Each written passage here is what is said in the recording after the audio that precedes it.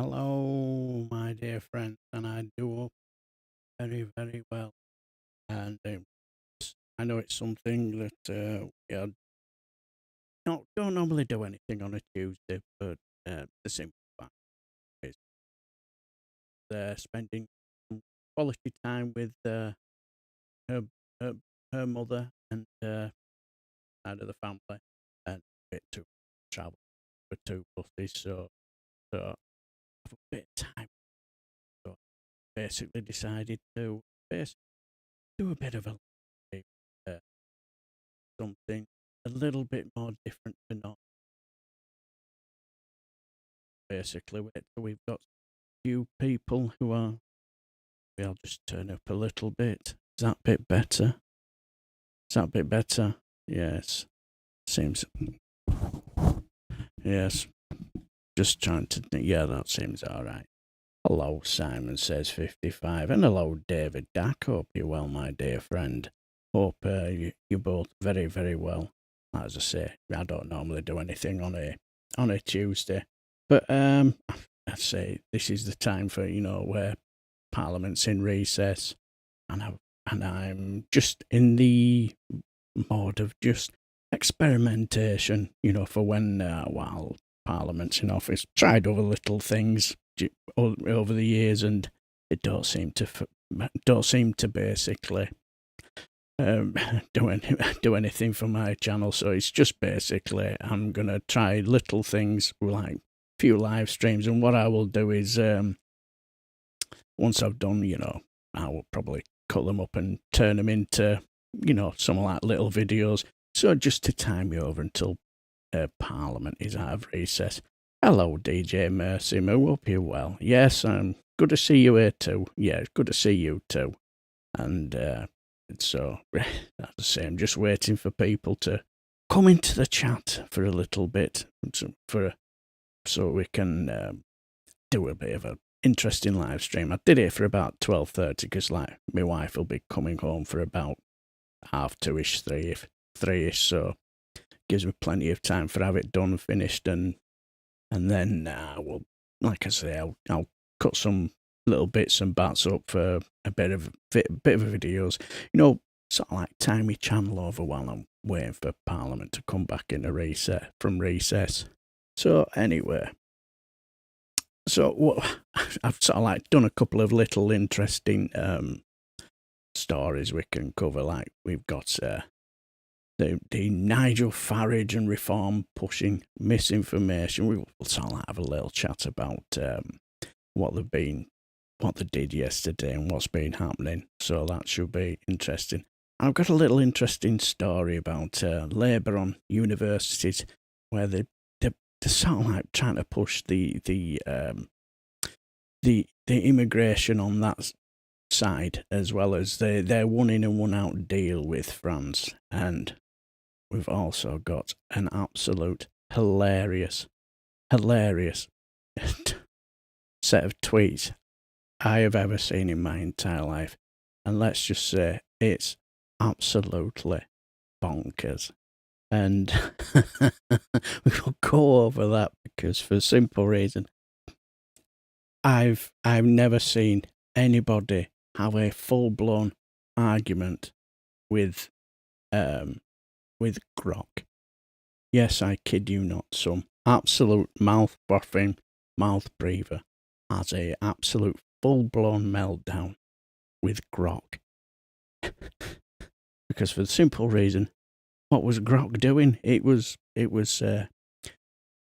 basically giving him information and rational arguments. But when it comes to these mouth frothers and mouth breathers, they do not want to have a rational information and truth, and they just want grok to peddle their right-wing conspiracy nut jobs. Absolutely bonkers. But anyway, but like, yes, hello, Sir Larry the Cat. How do? Yes, if you've not subscribed to Larry the Cat's channel, please do. He does some fantastic stuff, especially for my channel. He's got some absolute belting stuff on there. that he's done for my channel, you know, for extra great material and stuff like that. So, and he's doing me an absolute doozy with the Mr. Charisma himself, Sir Keir Starmer, and I've seen a little bit. It's very, very good. It's absolutely brilliant. So all I will say is, Sir Larry and the guys at All Sharts, I will say thank you very much. Really do appreciate. Well, I appreciate all the help I can get when it comes to my channel, anyway. But yes, that's what we'll be, you know, sort of like discussing today, because let's be honest, it's basically, when it comes to, we were be going over a little bit of his couple of little clips from his you could say his press conference yesterday, where, let's be honest, he was just peddling conspiracy theories and lies and spreading more fear, wasn't he? Because that's all he's got, and isn't it really? Because when you sort of like try and sort of like holler him down, so to speak, with you know, policies, he hasn't got anything really, has he? It's just hating on immigration. And also, when it comes to Nigel Farage, he's upset one or two of his base, you could say. He's really with that press conference, because like somebody asked him a bit of a loaded question, you could say, and it was one of them questions, whichever way it went, he was going to upset some people.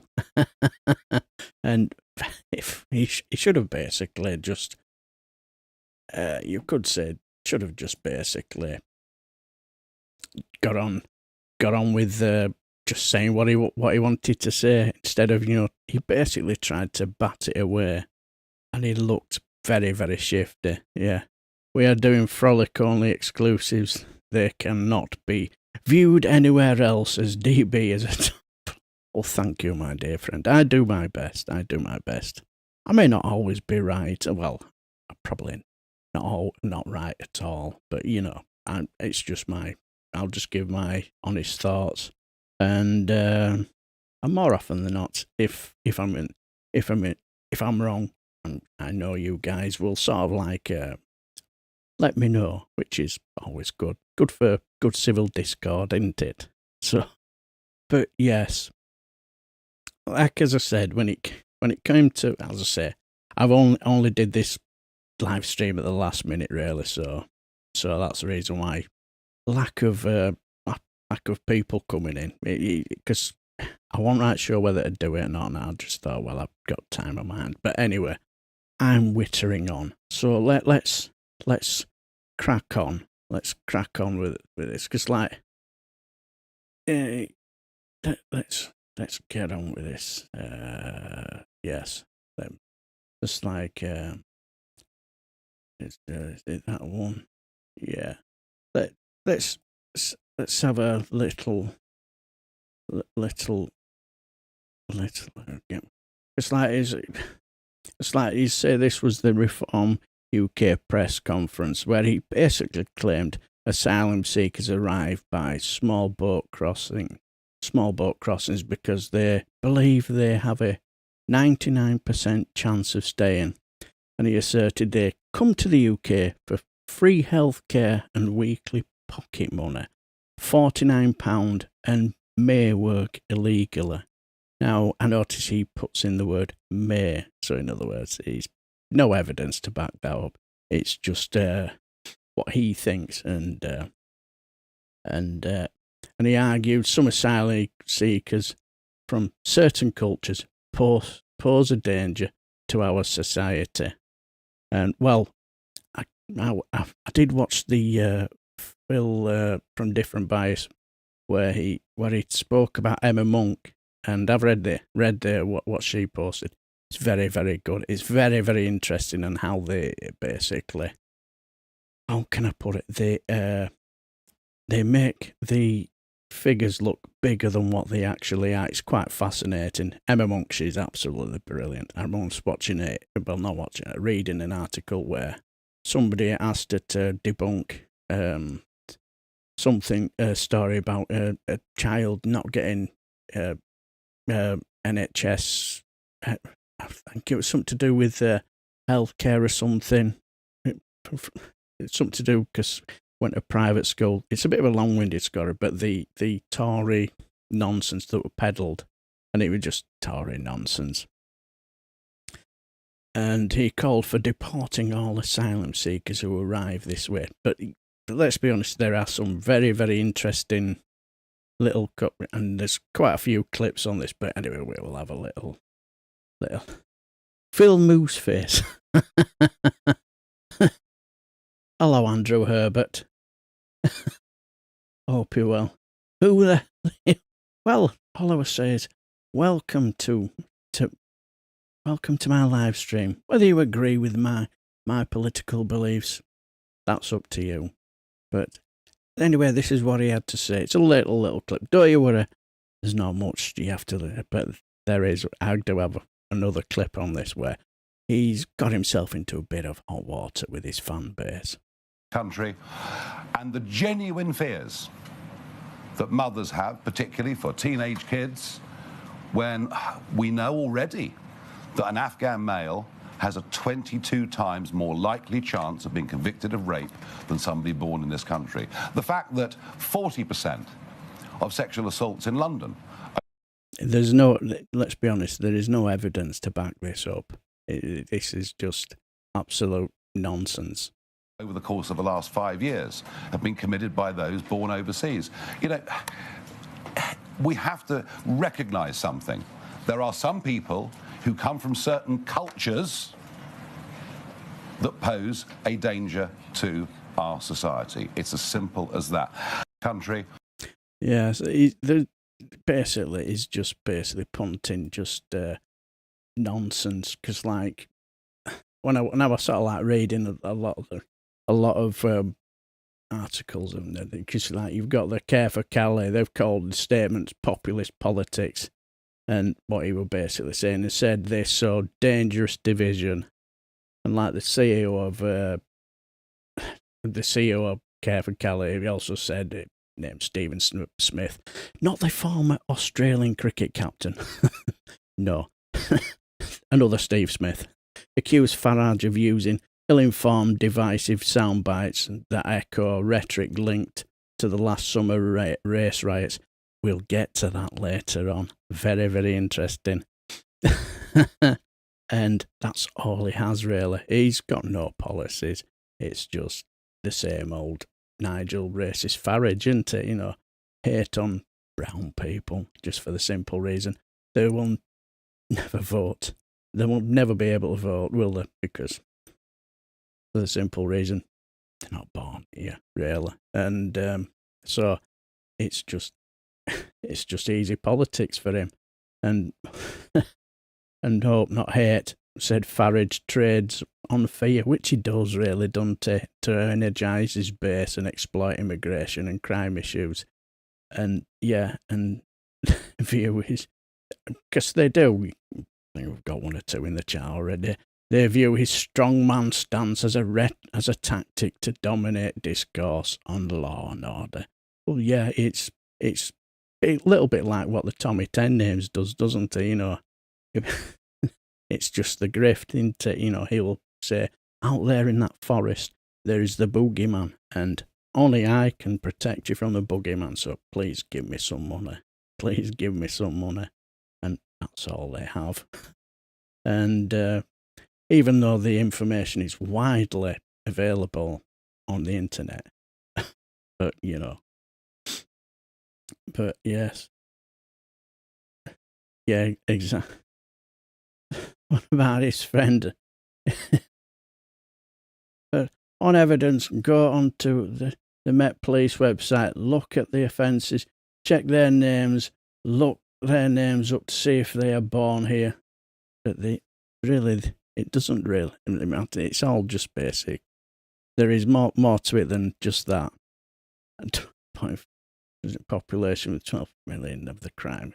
But anyway, Adam Wellsmith, hello, welcome, and you're my ref, yama ref. Hello, my friend. So what about his friend in America who is on a list? I won't let my daughter buy him. No, I won't either, my dear friend. Hello, Diz. Yeah, exactly. British Crime Survey disagrees. Numbers are the official numbers. No, not really. I did the maths on the deportation. I think it will take a year. 1% of UK flights, 50 a day. 200 flights, 10,000 a day. So what's more to it than that? But as I say, as I say, let's be honest. The comments, clearly, he's basically using it to basically just instill more fear and into people fearing more brown people. Because like the comments come the day after protesters reportedly tried to breach a hotel housing asylum system. Seekers, should I say, and the press conference was part of Reform's unveiling of its criminal justice policy. We will get to that later. Absolutely hilarious.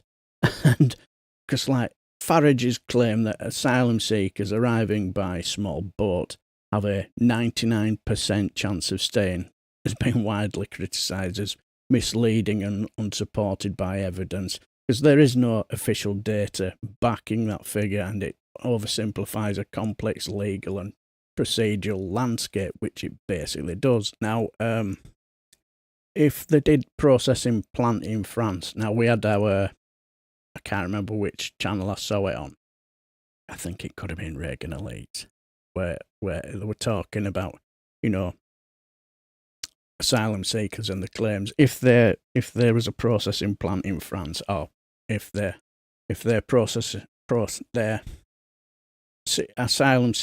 asylum claim is processed, 86% of them, I think he said, if their process is granted, so because they are genuine asylum seekers, aren't they? And it's like when it comes to asylum outcomes, because like some claims are accepted, many are refused or withdrawn, while others may be granted different forms of leave or face lengthy appeals, don't they?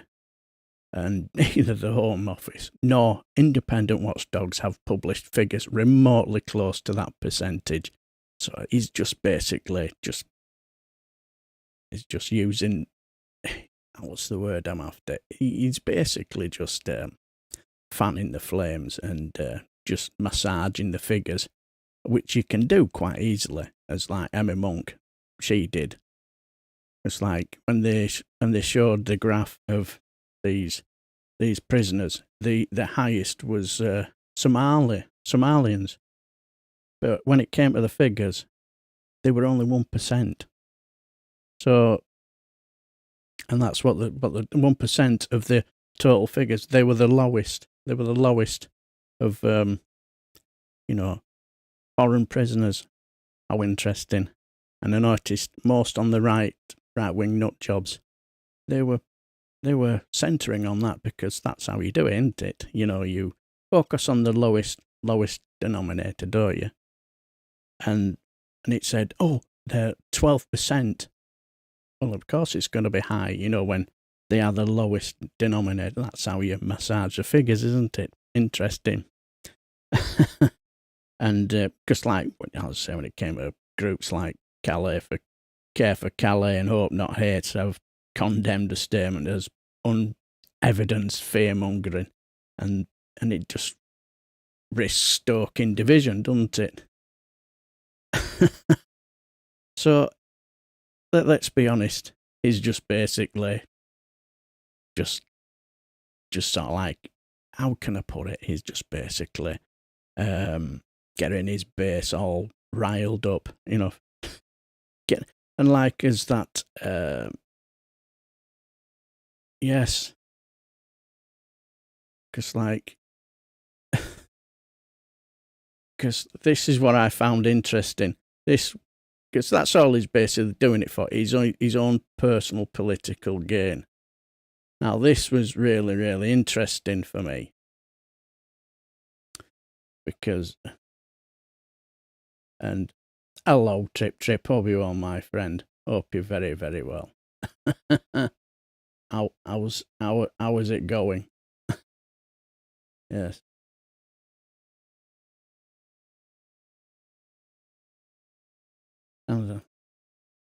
Hello, baby chops. As of 30th of June 24, there were 10,435 foreign national offenders in custody in England and Wales, about 12% of the prison population. Yeah.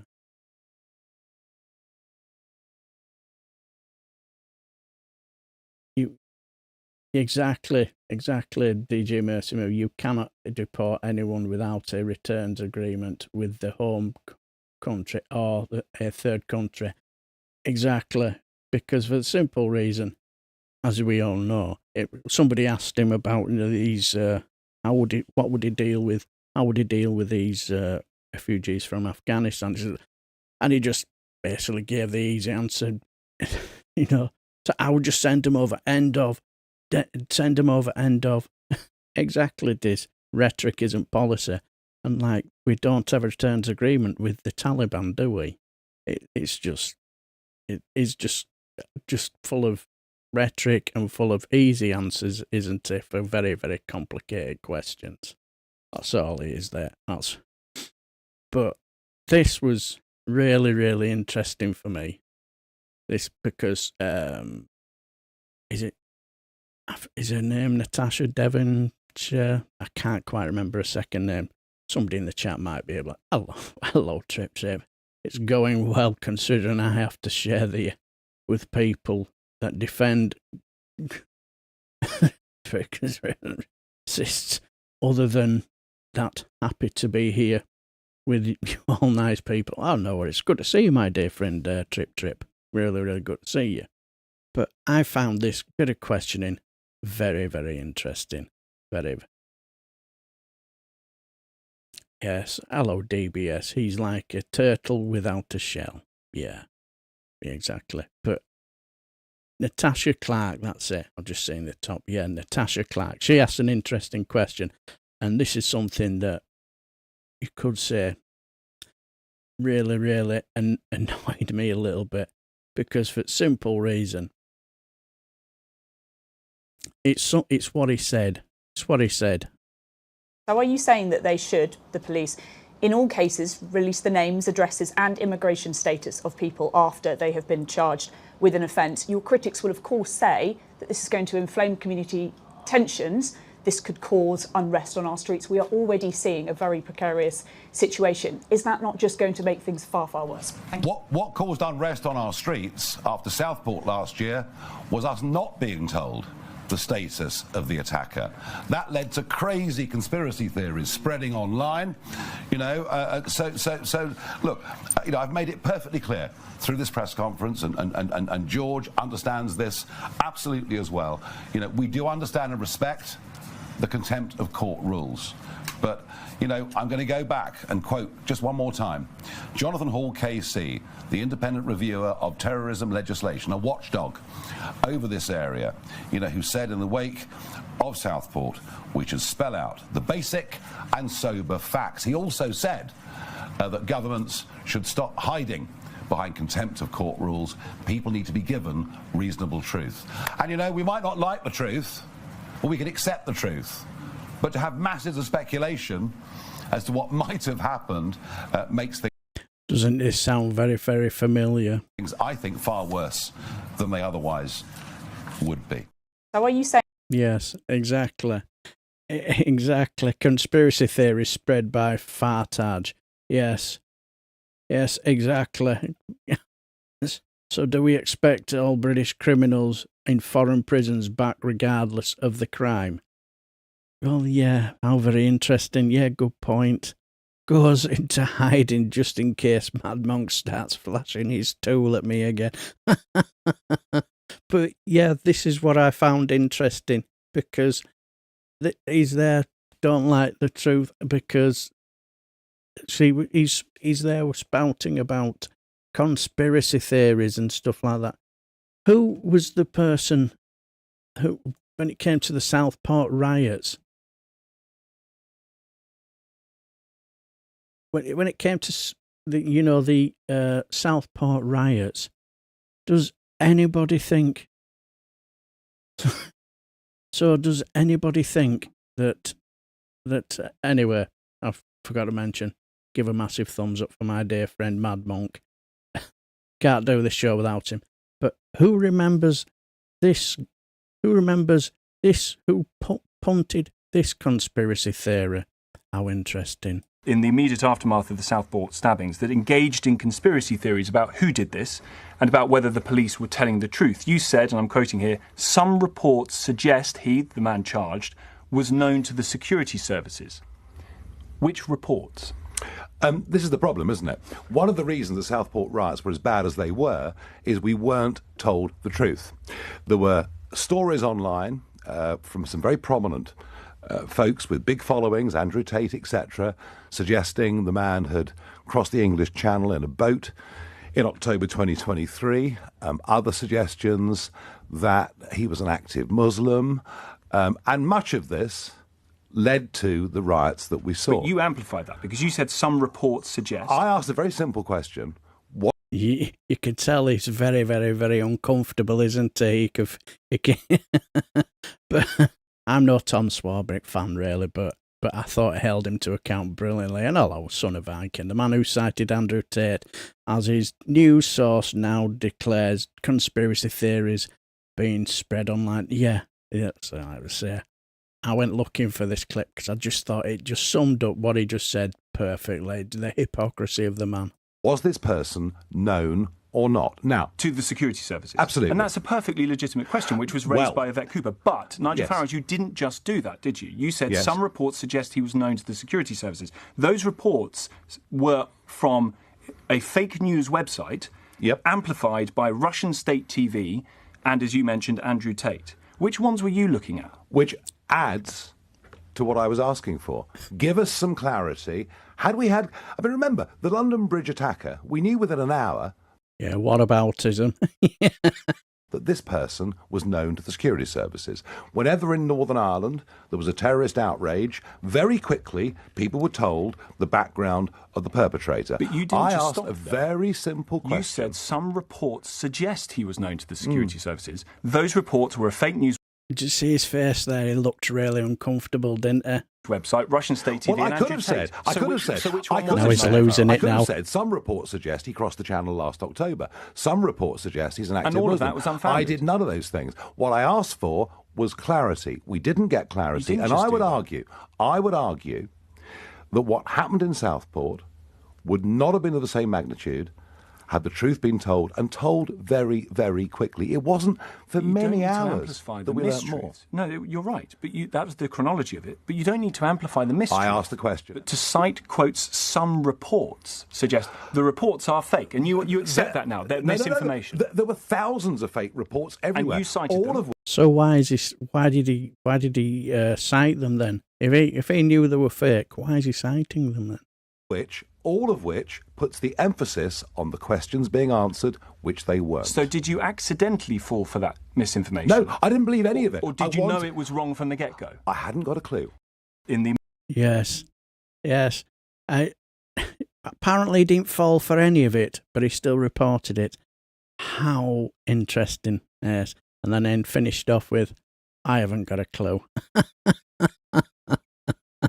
How interesting. He hasn't got a clue. Yes. Yes, because exactly. You stoke the tension just asking questions. Yes, and Tom Swarbrick were asking questions, and let's be honest, he didn't like what he saw. He didn't like what questions he was asked, was he? Simple as. Because he looked uncomfortable because he knows he looked incredibly stupid. And but the only trouble is for me, it just doesn't seem to stick, does it? Because as I said, when it comes to the end, I've got a brilliant little bit of a tweet. You will not believe what I was reading yesterday. I was in hysterics because, and I just think it kind of highlights how he gets away with it as well. It's interesting, but that's for later. That is for later. But yes, yeah, some reports doing a lot of heavy lifting. It exactly does, yeah. Depends on the severity of the crime, and then anywhere else will take them because it helps you realize. Yeah, it certainly does. I know what you mean, Diz. I find him absolutely horrible. He's a horrible individual, and when it comes to people that I know from work, not work. I mean, when I go to city, I hear people who basically punt the absolute nonsense that they say that reform are going to be in government. I still don't see it. I can't see it because of a simple reason. Where are they going to get all these MPs from? And can you imagine the calibre of MPs that they will get? Someone threw a tea on him the other day. Probably had a tea bag left in two with biscuit crumbs. I wonder what kind of biscuit. Digestive? Fruit shortcake? Or maybe a jammy Dodger. But yeah, when I heard him say all that stuff, I just thought the brass neck of the man. Reform only need 400 people. Yeah, maybe so, but can you imagine the absolute? Can you imagine the talent pool that they've got? Let's be honest. I've witnessed the 5 that they have. The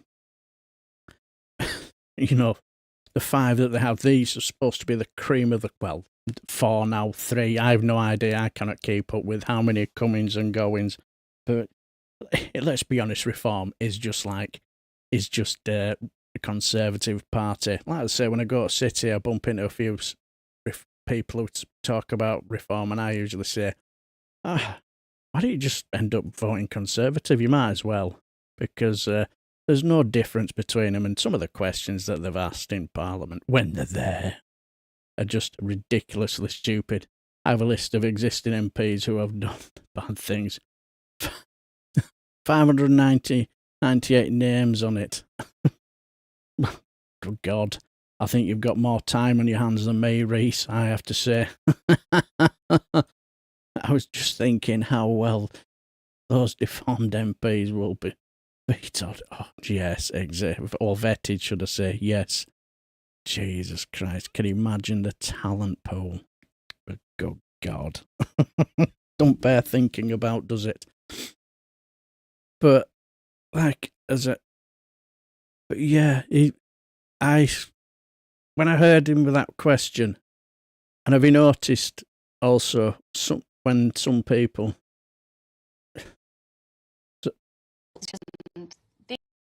so as I say, when it comes to, you've noticed when it comes to Nigel Farage, when you basically hold him to account, he can't handle it, can he? He cannot handle it, can he? And when you watch him when he's being held to account, he does tend to, you could say, lose it, doesn't he? So when it comes to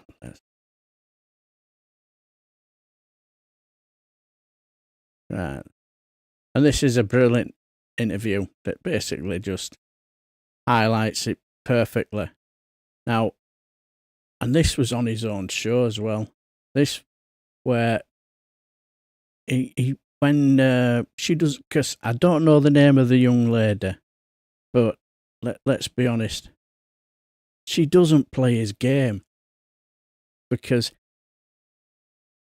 she doesn't play his game. She just knows that how he wants to, stoke fear and division. And this young lady, I thought she was just absolutely brilliant, because when you hold them to account, especially Reform, they do lose it. These protests are the result of capitalist media and capitalist politicians like yourself spending all of their political career. I mean, your political career is really built on weaponizing the fears and the insecurities that people have in their lives. What, being raped? And horrific things, the most horrific things. I mean, no, yeah, but this is a guy who Nigel Farage was asking for. Where's his Christian forgiveness for all these people who've been charged for all this? This was a guy who was asking for Christian forgiveness for James McMurdoch, wasn't he? So he wants to have his cake and eat it, doesn't he? He doesn't really care about these victims of these heinous crimes, does he? Things that can happen to people. You weaponize these events for your political career, which is built on lies, and you say that the problems, the source of all of this, comes from other poor people in society, rather than the real criminals, the biggest criminals, the people who are responsible, not just for horrific individual acts of violence, but the systemic violence that people face every single day as a result of austerity, so as a result of the cost of living crisis. If you were a mum... And that's the result of capitalism and starmer like yourself. Oops. Have you noticed that she's not going to play his game, is she? She's not going to play his game. You can tell straight away, because she's not going to allow him to snowball her, is he? Good on you, young lady. That's what you're distracting. I think that you're trying to pretend that you have a genuine solution or a genuine That's extraordinary. For the problems that is extraordinary to say that to me. Religions. Extraordinary. And I'm here because I want to say the truth. I agree that Britain is a powder keg. You said, let me finish. Why is it a powder keg? I agree that Britain is a powder keg right now. There is so much anger in society, and people are really angry in Epping and in loads of other places as well. That anger isn't just expressed through protests outside of hotels. That anger is trying to be expressed in so many different ways, through strikes that are taking place, because people are angry over their conditions in life. They're angry over the NHS. They're angry. It's not different. You're right about frustration. And when you try to siphon it off. We know he's trying to shout her down now. That's what he does. But I've noticed when he has guests on his show that he agrees with, he gives them full access, say whatever they like. But she's not letting him have a bat of it. She's not letting him have a bat of it. She's already called him out for what he is, and she's right. He's very much part of the establishment media that are basically gaslighting the public over this. And I just thought she was absolutely brilliant. It's part of your defence. You don't want to talk about the huge, horrific situation today that is ruining people's lives. It is ruining people's lives. In huge numbers. When you say this, again, that is not the reason that everyone's life in Britain is getting worse right now. That is not the reason. Shall I tell you why those young mums in Essex are so worried? They've said themselves they're scared about violence. And violence comes from the whole of the British establishment. Do you know what? We're a free speech channel, which means you listen to everybody.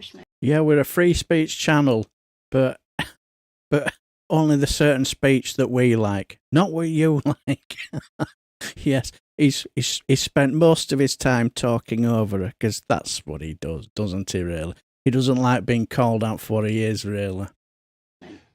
Afghan men are 22 times more likely to be convicted of rape than British-born males. There is a massive cultural If you want to talk about rape and assault, let's talk about the cover-up in the Church of England. Let's talk about the cover-up. Yeah, have you noticed? Let's be honest. We'll leave that there, because he's just talking out of his arse. Because for simple reason, we all know that he's just centering on foreign prisoners, people who've done this, who have come from other countries, because he knows that's what his base are about. But because like when you look at all the like Tommy 10 names and people like him, I've never known them protest outside the maybe the headquarters of the English the Catholic Church. I've never seen them protest outside the FA. Just remember the what happened to them kids, when they go to football clubs, have their dreams smashed by perverts who were, training them, who have ulterior motives. Yeah. So I wonder if she had to cover herself in garlic and pepper spray to walk into the studio with all them snakes. Brave, I wouldn't go in. I have to say, you gotta have patience of a saint, haven't you, to sit in a room full of them idiots, haven't you? Social pensions unfunded and government help borrowing causes the austerity. Well, yeah, that was Tory government on cuts, simply, wasn't it? We all know that. Yeah, exactly. This is a man who basically called what his rapist friend viewed as locker room talk. You know what I mean? He's got no moral fibre to have any say on this nonsense, has he? Austerity has always been a political choice. Exactly. There are other ways to generate revenue and pay off debts. Invest money wisely and you'll get more money back. Yeah, of course you will. It was a political choice because that's the Tory ideology, isn't it? Simple as. And let's be honest, if anybody thinks that reform will make any difference, no. They have the same ideology. I've watched loads of it.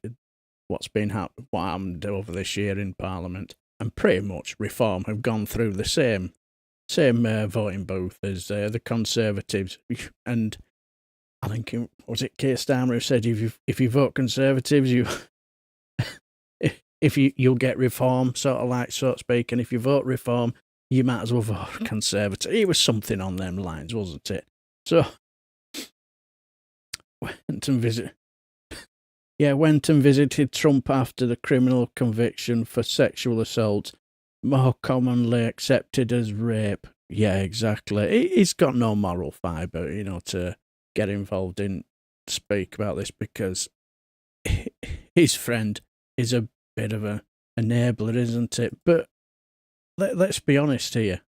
When it comes to reform, and when they're being held to account, they have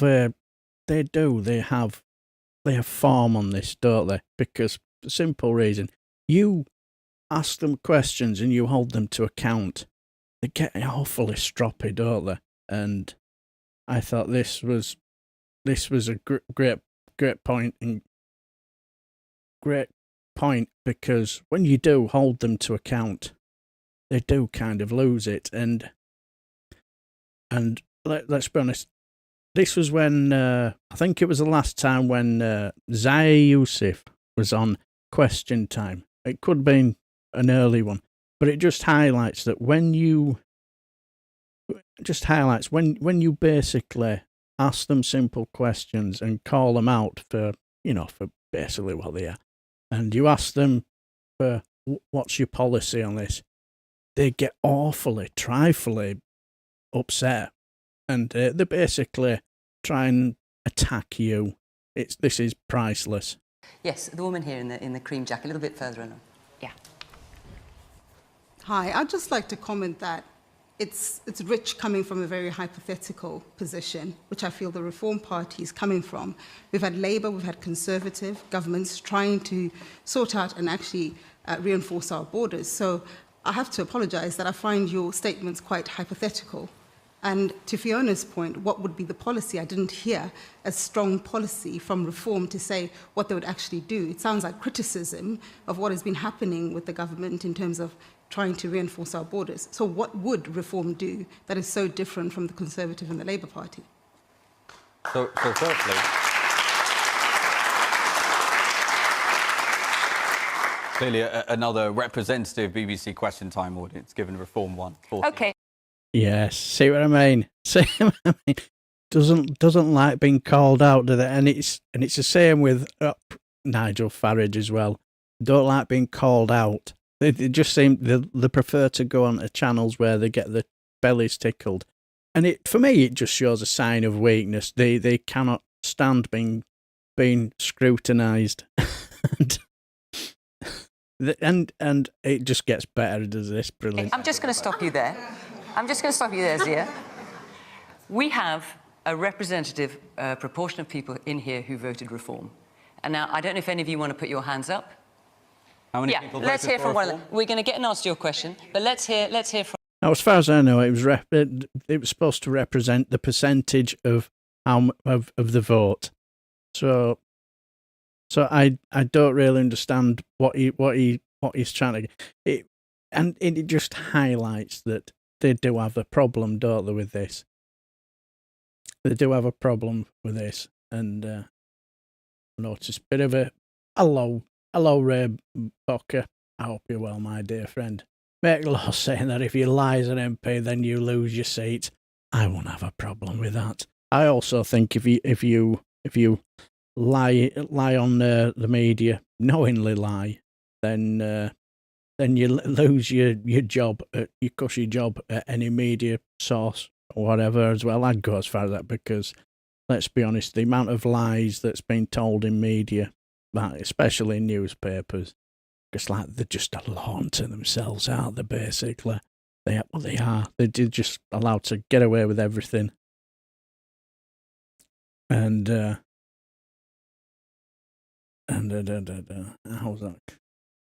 We're talking about, yes, I noticed people talking about, is it about HS2?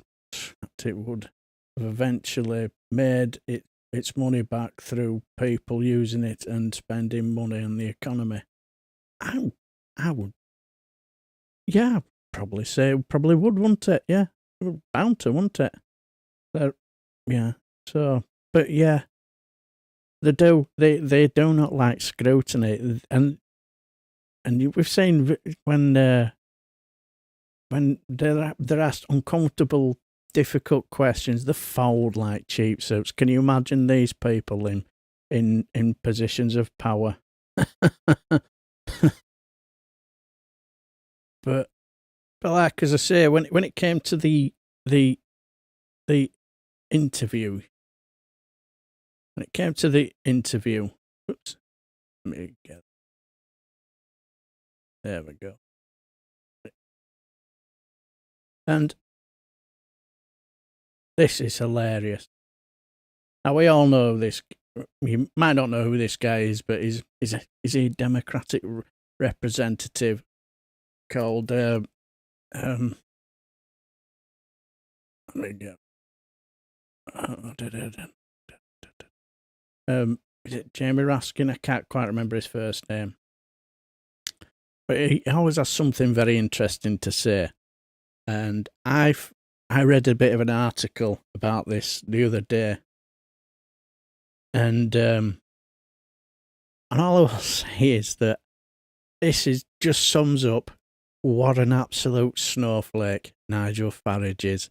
Because when I read the article, it was only about a minute's read, but I read it a couple of times and pissed myself laughing, because I just thought it was hilariously funny.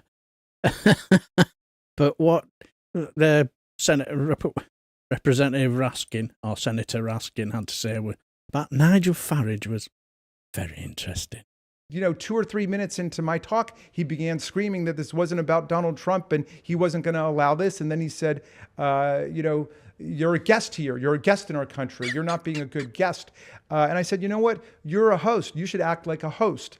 And then he, started saying I was the most pig-headed person he'd ever seen. And I said, you know what? This is why we had a revolution against people like you. So it's really interesting hearing the US perspective on this, because I think within the UK, and I guess one of the loudest political voices right now is Nigel Farage, all we hear about is how the left is snuffing out free speech, how, woke nonsense is, stopping people from being able to say whatever they want, however offensive it is normally the sort of tenor.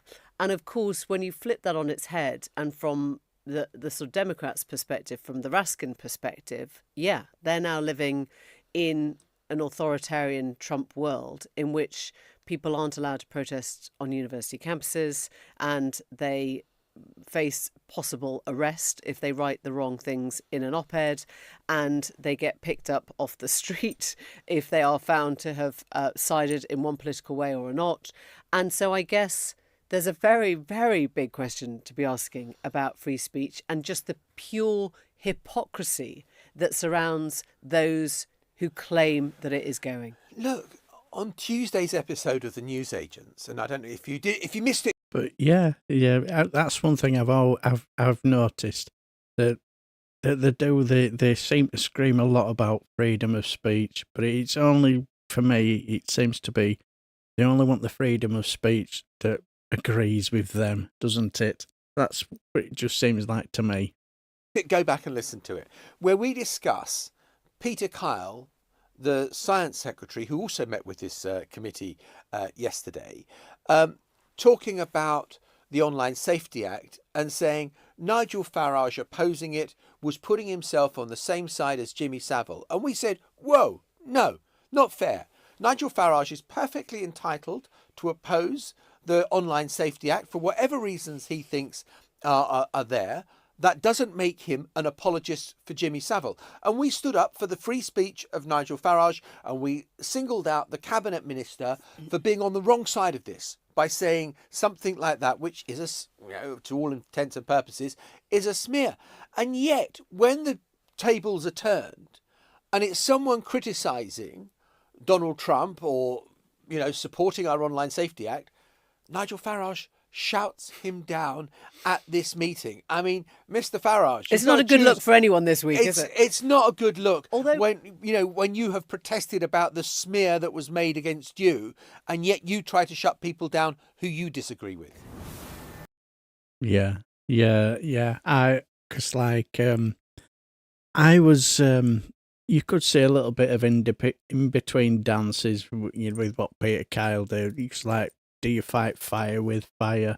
Or do you, because like you heard, when they go low, we go high. And does that actually work anymore in this present political ecosystem, I suppose? I don't know. I don't know how you deal with it. What's the best way? Because when it comes to the tweets that I show you, does facts really matter anymore? But and believe me, you'll be absolutely blown away. But yeah, and also when it comes to Farage, I do blame the media a lot, for basically giving this guy plenty of, you could say, time and to basically normalise him in the political sphere, you could say. But yeah, when I read that article, somebody called Nigel Farage a man baby as well. And I have to say, I was in hysterics laughing. I had to read it a couple of times. So I think it was in the Express. And sometimes I'll go into the chat bit and post a bit of a statement in there just to wind all the gammons up in there. And usually I get a lot of thumbs down for my remarks. But yeah, they called him a man baby as well. I thought, well, you're not too far off from the truth there, are you?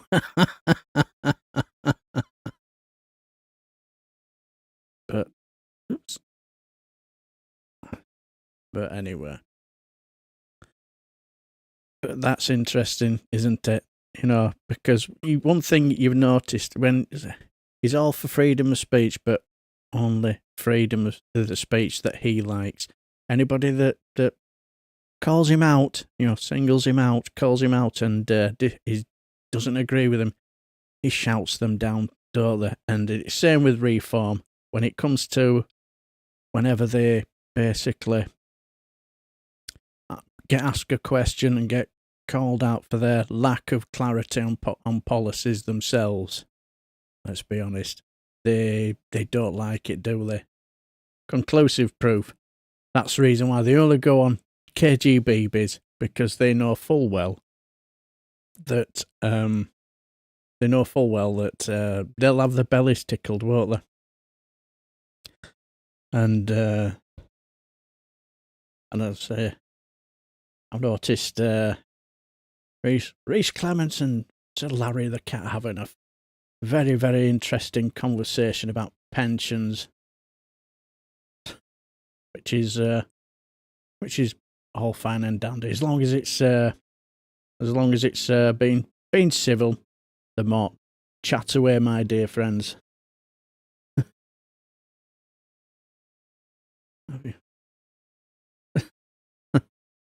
So, on shouting people down and not allowing them to speak, have you banned any posters today? I have no idea what that means, but let's get into this. But this is the final bit about Farage, but I think he might have. I think what he might have caused himself a little bit of how can I put it? A bit of a ruckus with his own base, because yes, it's like when he was doing his press conference, because like they've recently appointed Vanessa Frake, a former prisons governor, as its justice advisor. Frake suggested that transgender women should not be automatically barred from female prisons, advocating for case-by-case risk assessment instead. And she emphasised that prison placements should be based on individual risk, noting that some trans inmates she oversaw were accepted by fellow prisoners. However, she also acknowledged that sexual offenders may need to be held in male facilities regardless of gender identity. Now, when it comes to this, it's not really a hill I'm going to die on either, because I just think there are. So, and if you can hear a lot of buzzing in the background, clearly some people do have little respect for my schedule. Somebody's mowing the lawn, or the council have got their grass cutters out. Damn you grass cutters. But never mind. And Farage. But what happened here? Somebody asked our Nigel a very interesting question on this, and his reply is very, very interesting. Well, when it comes to trans women in prisons, isn't it interesting that we run our country with people who become ministers, who generally have absolutely no idea of the subject matter that they're talking about? I've personally never worked in a prison, so I can't answer it, but I think you'll find that the answer... Now, you notice he said, I've never worked in a prison, but I cannot answer that. He's also never worked in the Home Office, has he? He's never processed any asylum claims, but it doesn't stop him from holding a very, very strong opinion about it, does it? Answer that you'll get from somebody who has worked in prisons at the highest possible level is, I think, basically it's about risk assessment, isn't it? Yeah, I think so. I mean, we all know what the law is. I'm not going to go back over that yet again. But to my mind, everybody who is in prison deserves to be treated with humanity and decency, and that includes female prisoners, and it includes trans prisoners, you know, everything in the prison service is risk assessed, and I am sure that the prison service will tie itself up in knots over the trans issue. Let's be honest, I think the reason why they do tie themselves up in knots is a little bit of media sensationalism, where they'll find the odd story about something that's gone tragically wrong, and they will sensationalise about it. Yeah, exactly, Diz. Damn you, leaf blowers. Yeah, totally agree. And now, I'd not heard this person before, but clearly I get the feeling that this individual's transitioned. So I think when it comes to this, maybe I get the feeling that this individual will know more about it than me, or even Nigel Farage. But like as I said, doesn't stop Nigel from having a strong opinion about vulnerable refugees, does it? And he's made his living off it, but interesting. Like many other public sectors have. And as Nigel said earlier, you know, we are at the beginning, and that is something that we will need to speak about clearly. Yeah, but in terms of the problems in prisons, it's a relatively small one. Yes, it is. Yes. So, yes, like as I said, you know, as I said, it's like as I said, he said that he deferred to Frake's expertise, stating that he never worked in a prison and believed decisions should be guided by professionals and risk assessments. But like that, as I said, doesn't stop him from having a strong opinion about vulnerable refugees. He's made a living out of demonising them. So what's stopping him from having a strong opinion on this one? It's like, now from what I can gather, this comes from amid broader legal and political shifts. I wonder what's been causing that. And the UK Supreme Court recently ruled that protections under the Equality Act refer to biological sex, allowing trans women to be excluded from women's only spaces. I have to say, when I saw all that nonsense, I was incredibly confused, because I'm thinking, have they really thought this through? We all know what it were about, you know, the people who were absolutely celebrating over that with the TERFs and that horrendous individual called J.K. Rowling. You know, you saw her with a cigar doing an Andrew Tate bit. What a horrible person.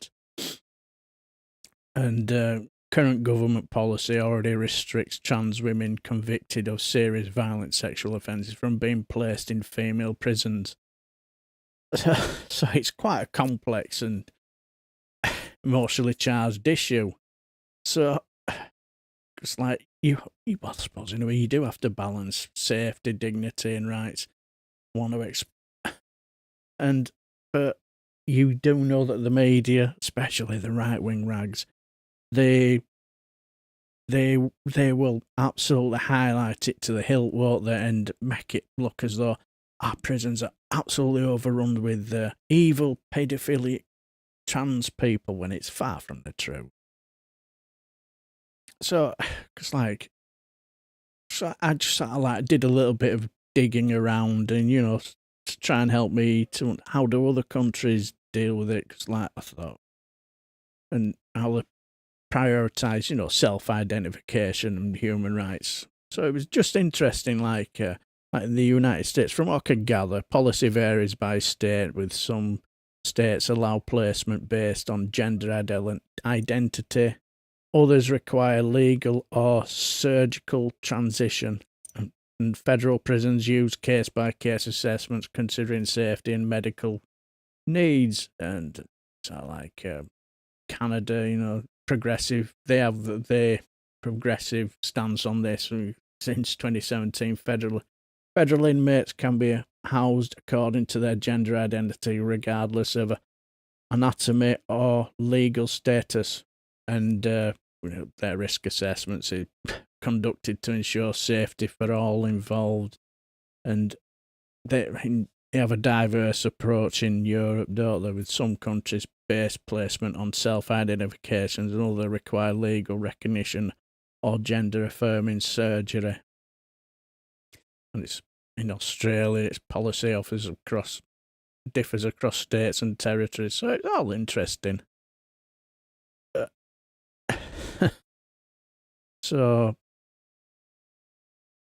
But like as I say, you know, it's having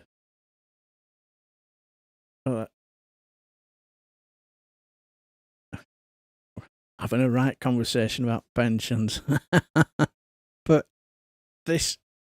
clearly this really upset. This really upset. It has clearly upset quite a few of his base. They were not happy because and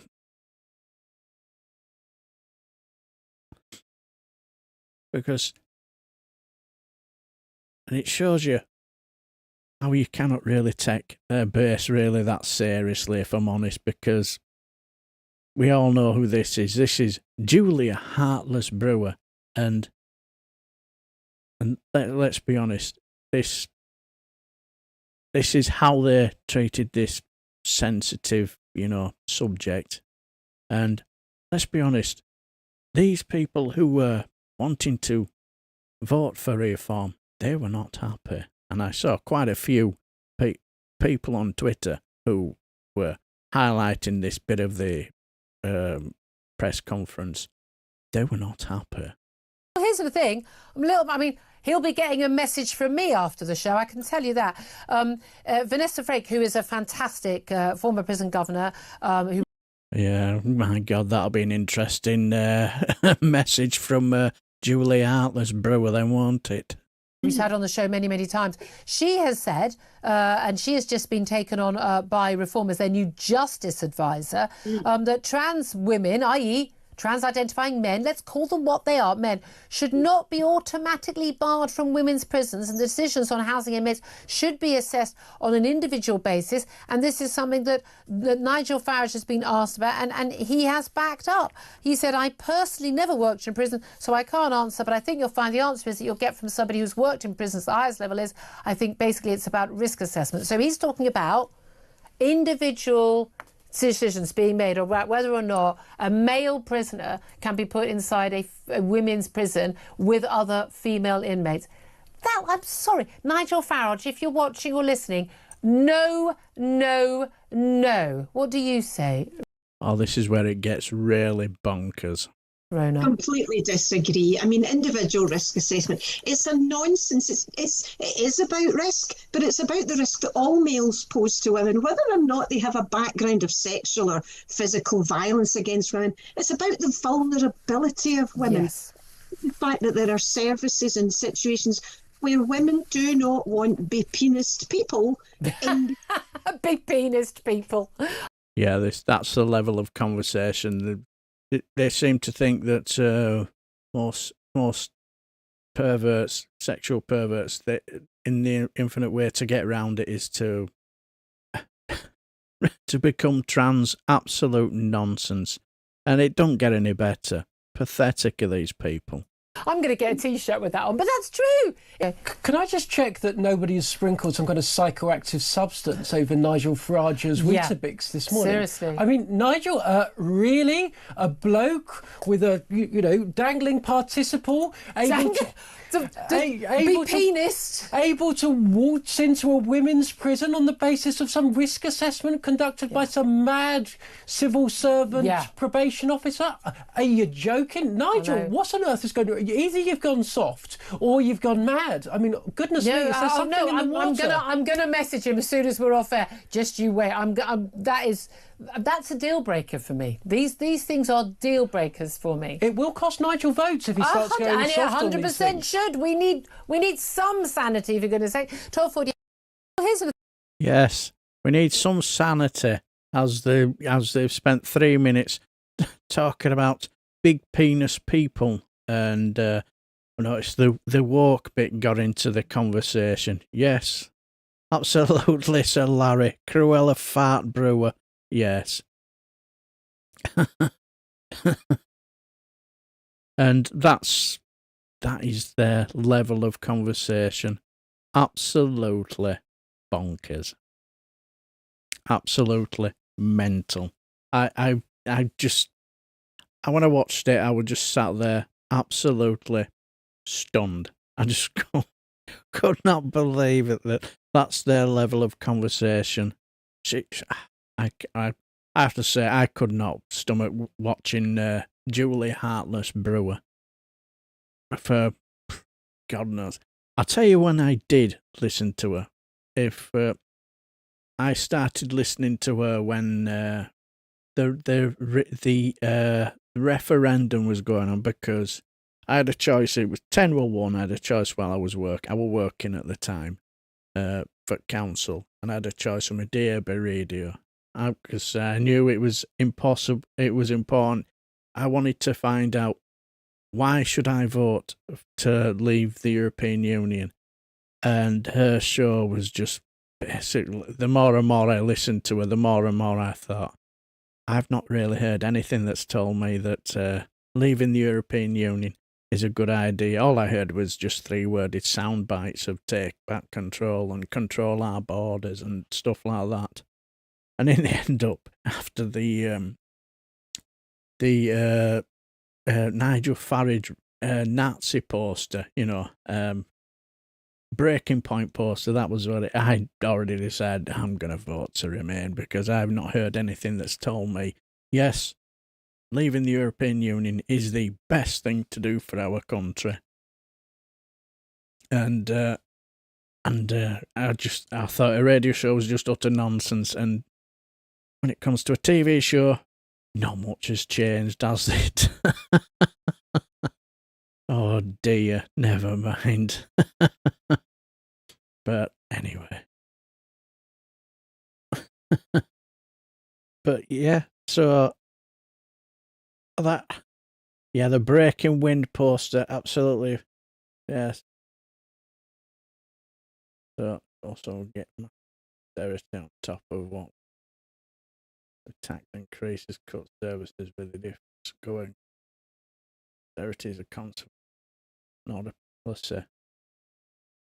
Yes. Yes, pensions, actual, yeah. I'll say, it's sort of like flitting in and out of the conversation. But yeah, the breaking wind poster. But that's the level of conversation. Nuts. Right. Let's see if I can. Oop. Right, let's see if I can.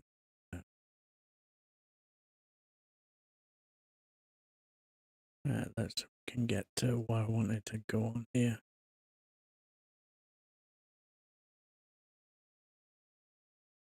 Yeah. Right, let's see if we can sort this out.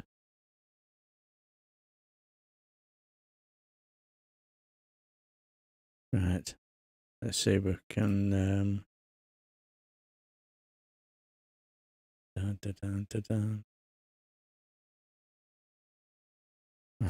Don't. It's easy if I do it this way. Never really thought about it until. I should have really done it this way earlier on, but being the idiot that I am sometimes.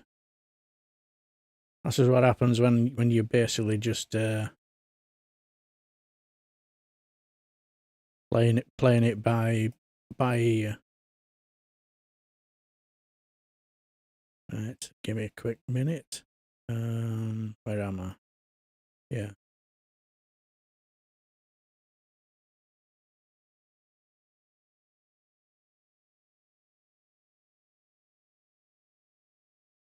We'll do it this way.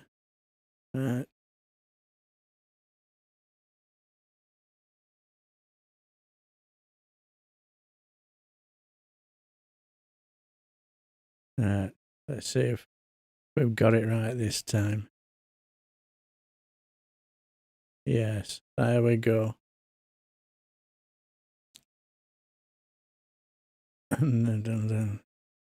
Yeah. Now, what this basically is, I read this bit of an interesting article about. Give me a quick minute, get myself up. Like, plans to crack down on universities over student visa abuse. Because now I have my own theory, but I'll just go through the little bit of what I can gather what it's about. The UK government is considering new rules that could stop universities from accepting international students if they don't help prevent people from misusing student visas to claim asylum. And saying that many people are getting student visas to enter the UK, but then claiming asylum, asking to stay permanently for safety reasons, instead of actually studying. And it goes on to say that 10,000 asylum seekers living in government-paid hotels had originally come to the UK on student visas, with 40,000 people who entered legally on various visas later claim asylum, and that's more than 1/3 of all asylum applications. So, what are the new rules? Universities could face penalties if less than 95% of accepted students actually start their courses, and less than 90% of students finish their courses. And the worst performing universities could be publicly named and shamed. Now, I'll have my view on that, but I'll get to that a bit later. And banned from accepting international students entirely. And says that international students are very important to university finances, and that provide £12.1 billion, and that's about, from what I can gather, 25% of total university income in 2023 and 2024. And the government might also limit visas for citizens from countries where this abuse happens, most notably from Pakistan, Nigeria and Sri Lanka, and remove visa-free travel for those countries completely. Now, as I say, I have my own view on why they're doing this, and what Border Security Minister Dame Angela Eagle said, that targeted visa restrictions work to protect borders and reduce pressure on the asylum system while still welcoming genuine students. Now, I have my thoughts on that. I think, how can you still welcome genuine students in an environment that we're in today? It's not going to happen, is it? But also you do get from criticism from our Gulper Phillips. Yes, the Shadow Home Secretary. Yeah, what a shocker. He's been basically saying that some universities are basically settling UK visas rather than selling UK visas, should I say, rather than selling education. Forever the sound bites. Many courses are low quality with students who barely speak English, and no one coming as a student should be able to claim asylum later. Yes, this is a man whose party was in power for 14 years. Maybe they should have done something about it then. The debate, and based on available data from what I can gather, there's limited concrete effort to support that the government-specific proposed measures would be effective. Because the reason why we're thinking, I thought I'll have a little look around, because I have my own little reason why. I just wanted to make sure, because like the current scale of the issue, student visas were highest share of asylum claims from people who previously held valid visas, with 16,000 claims in the international student asylum claims. And around 20% of people claiming asylum in 2023 held a valid visa within the 7 days prior to lodging an asylum claim. So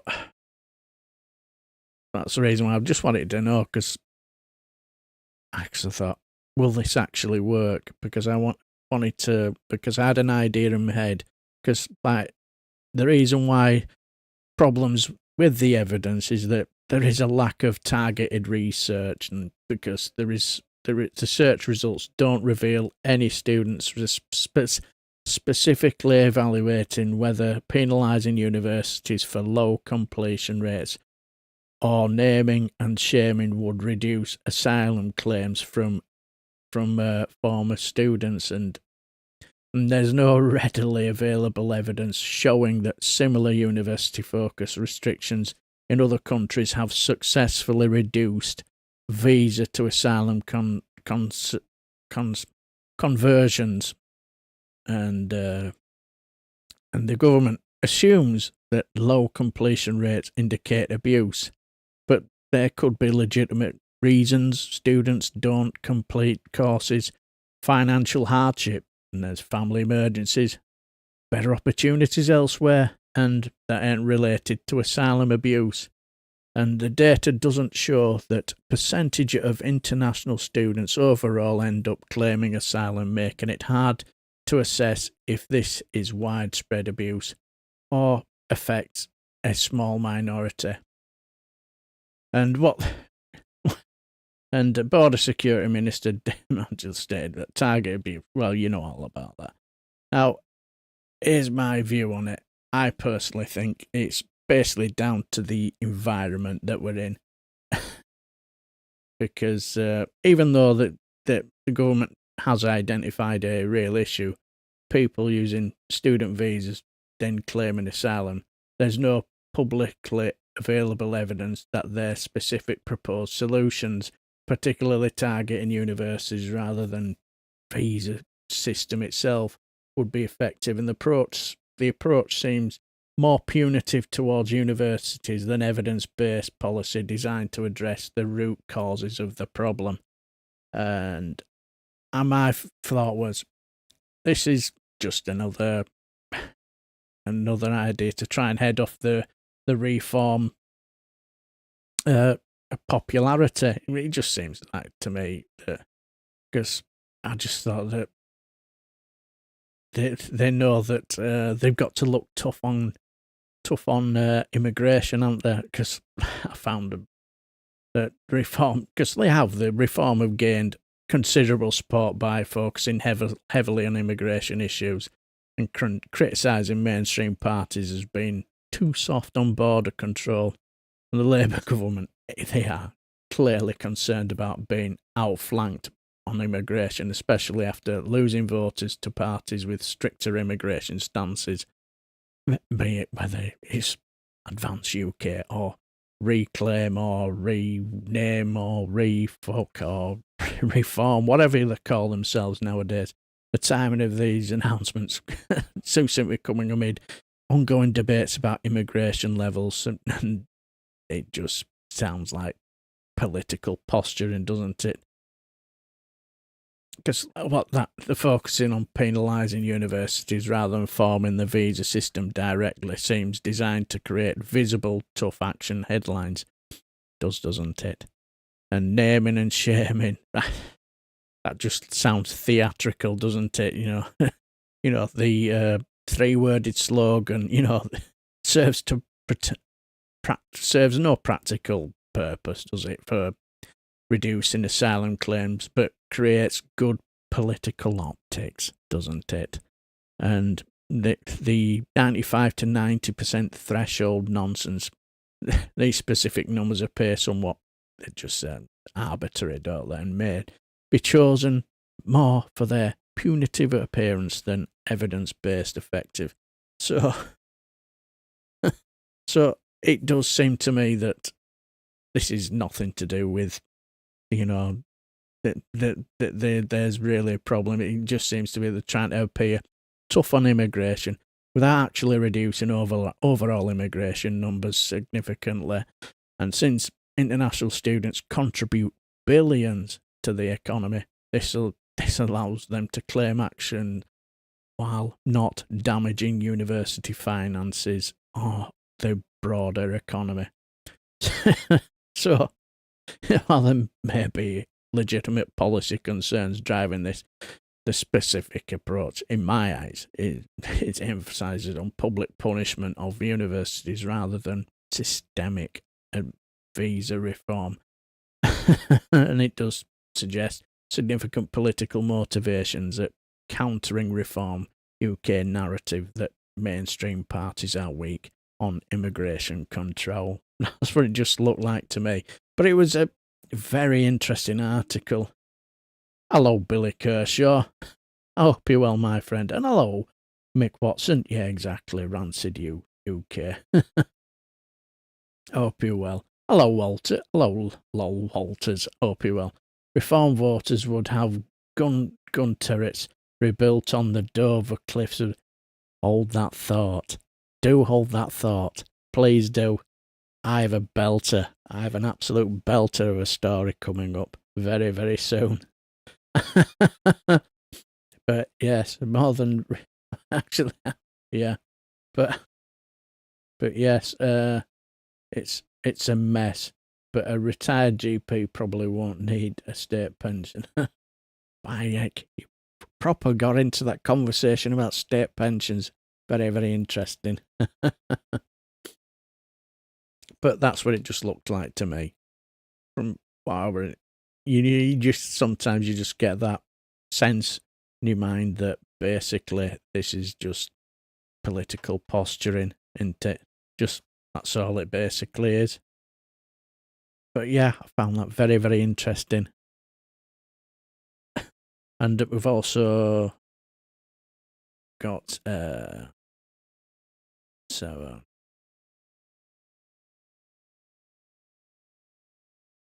yes, but before, but let's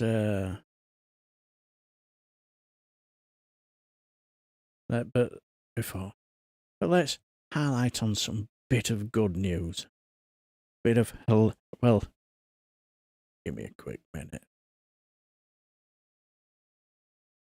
This is just easy way. So I will do it this way.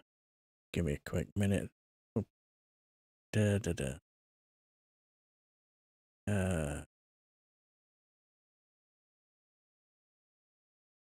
Right. Give me a quick minute. Yeah. Yeah, here we go. This is how I'll do it. It's just easier if I do it this way.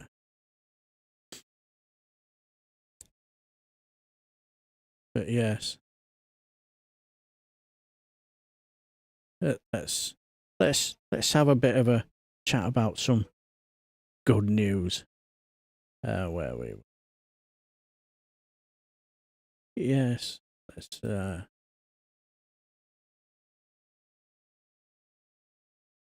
let's do it this way.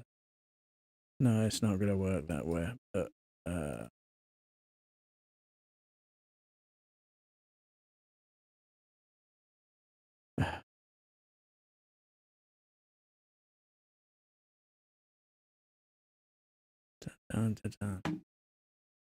it's not going to work.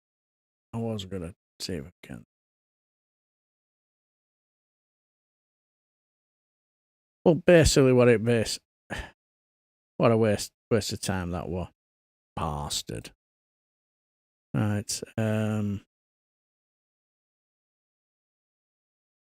But give me a quick minute, see if I can. I'm just going to sort this out.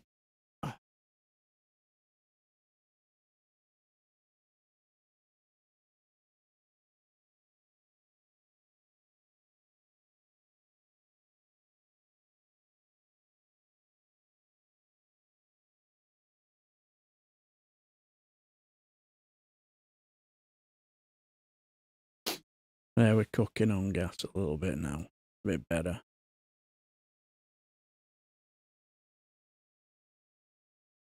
Nearly there.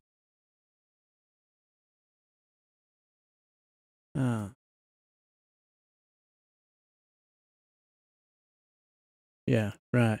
Yes, that was a bit of a good news that our our Tommy 10 Names has been arrested, hasn't he? Yes. Yes. Yes. Been arrested for suspicion of grievous bodily harm. Yes. Well, we all saw the video of the guy lying on the floor at St Pancras Station at London, and he was arrested at Luton Airport after arriving from Faro, Portugal. Clearly, he needs a bit more grifting, because I wonder if the money is running out. So it's an opportunity to grift his fans to get as much money as he possibly can out of them. How interesting.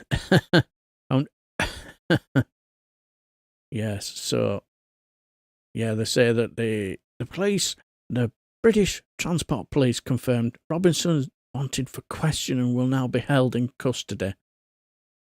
Do you think they'll dare to give him bail?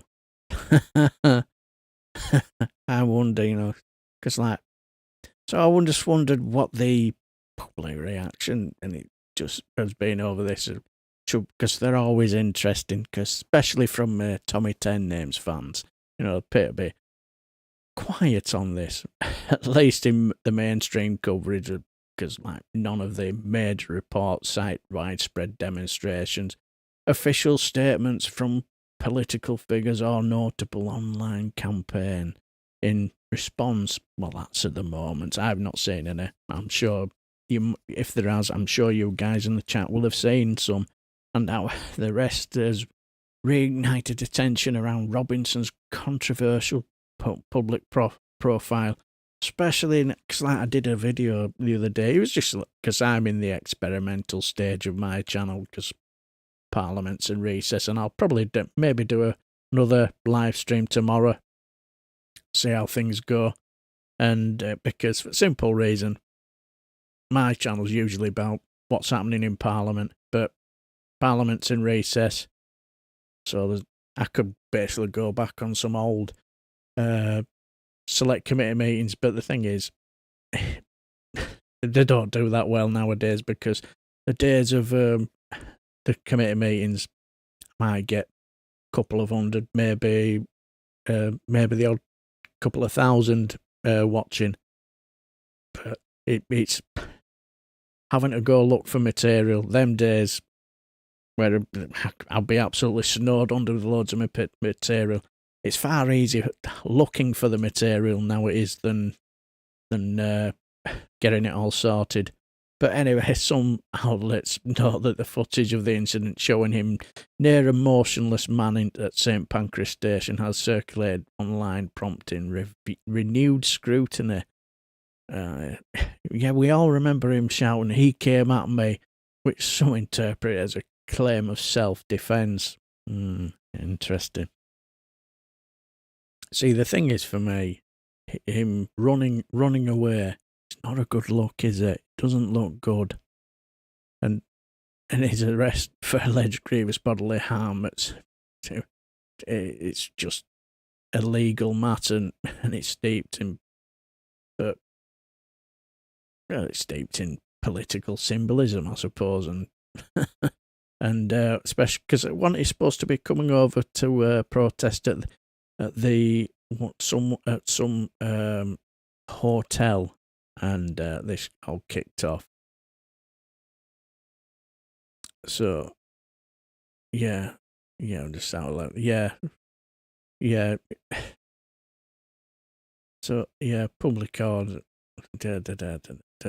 Yeah. So I was now, from what I can gather, if he's found guilty of grievous bodily harm, I'm sort of like doing a little bit of digging about, and found guilty, he could face a significant prison sentence, and it's UK law typically charged under Section 20 or Section 18 of the Offences Against the Persons Act 1861, and if something like Section 20, reckless infliction, it could be a maximum of 5 years and Section 18, intent to cause serious harm, could be maximum, could be up to life imprisonment. But say from what I can gather, it's usually between 3 to 16 years. Oh dear. So the specific charge, well, as I say, it's not being given, but as of now, no. I sort of like wondered, has anybody had a little route around that? If some specific lawyer has said anything like this, I thought it might be interesting, but nobody has really offered any legal analysis of Robinson's situation, because most coverage has focused on the arrest itself. And when you look at the video, you don't really see what really happened. You just see the guy lying on the floor, but legal experts weighed in on the Robinson sentencing history. From what I could gather, that's all I could find. Somebody guy called David Janes of Jane Solicitors critiqued the harshness of Robinson's 2024 contempt sentence, arguing that civil prisoners like Robinson often face stricter release conditions than those convicted of violent criminal offences. So interesting. So our Tommy 10 Names has been caught. Hello, Joe. Hope you do. How you doing, my friend? Yeah, we'll be in the background. Just can't interact working.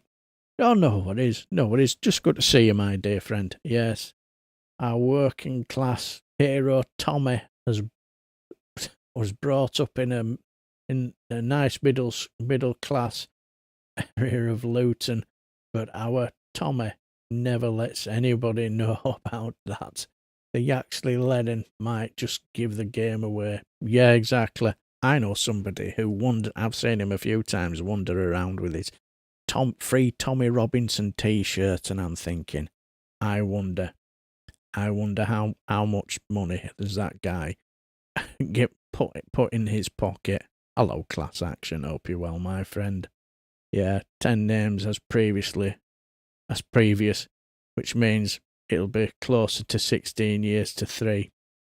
Yeah, I won't have a problem with that, because I think the time has come is to stop basically, pussyfooting around with this guy, because it's just making a mockery of the legal system. Because, let's be honest, if this had been a refugee, do you think he would have made it to the airport to disappear to Tenerife or wherever? I bet you bottom dollar he wouldn't have made it out of the station, would he? No two ways about it, because it's little Tommy 10 Names. Yes. Yes. Tell me, Tommy, is it Billy Hunt? He always has been. I grew up a couple of streets away from him. Oh, I do feel sorry for you on that, my dear friend, Sir Larry. Oh dear, couldn't you have left a couple of wonderful presents in his slippers as well, while you were there? In between dropping a few presents in the Prime Minister and the Chancellor's slippers as well. But yes, because I did it was just an interesting video, because yesterday about he joined Advance, didn't he? And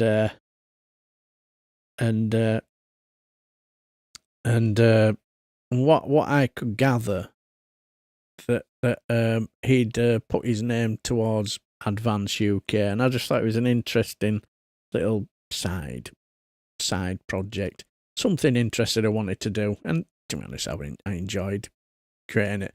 And as I say, I'm just in the experimental stage of what I'm doing, because it's quiet. Say we're in recess, and it's interesting that the amount of people in from Tommy 10 Names ilk, sort of like basically you could say sort of like supporting Advance UK, and don't seem to be that interested in with yeah. Don't seem to be that interested in and quite critical of Nigel Farage and reform. And I just thought it was an interesting video. Will that actually split the populist right? Because let's be honest, remember the last party conference for Refuck when they had all people inside there shouting, singing Tommy 10 names. Oh, very interesting. Very interesting indeed. But yes, interesting. So, should be interesting to see what happens with our Tommy 10 names. So, but yes, we will. I've got one more little interesting story.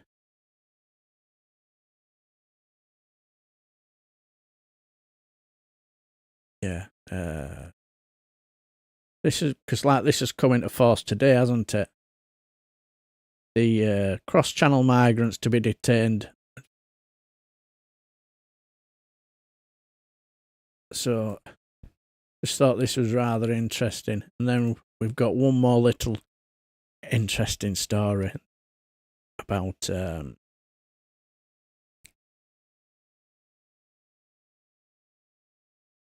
this is what I will do it. Hopefully this will work. Right.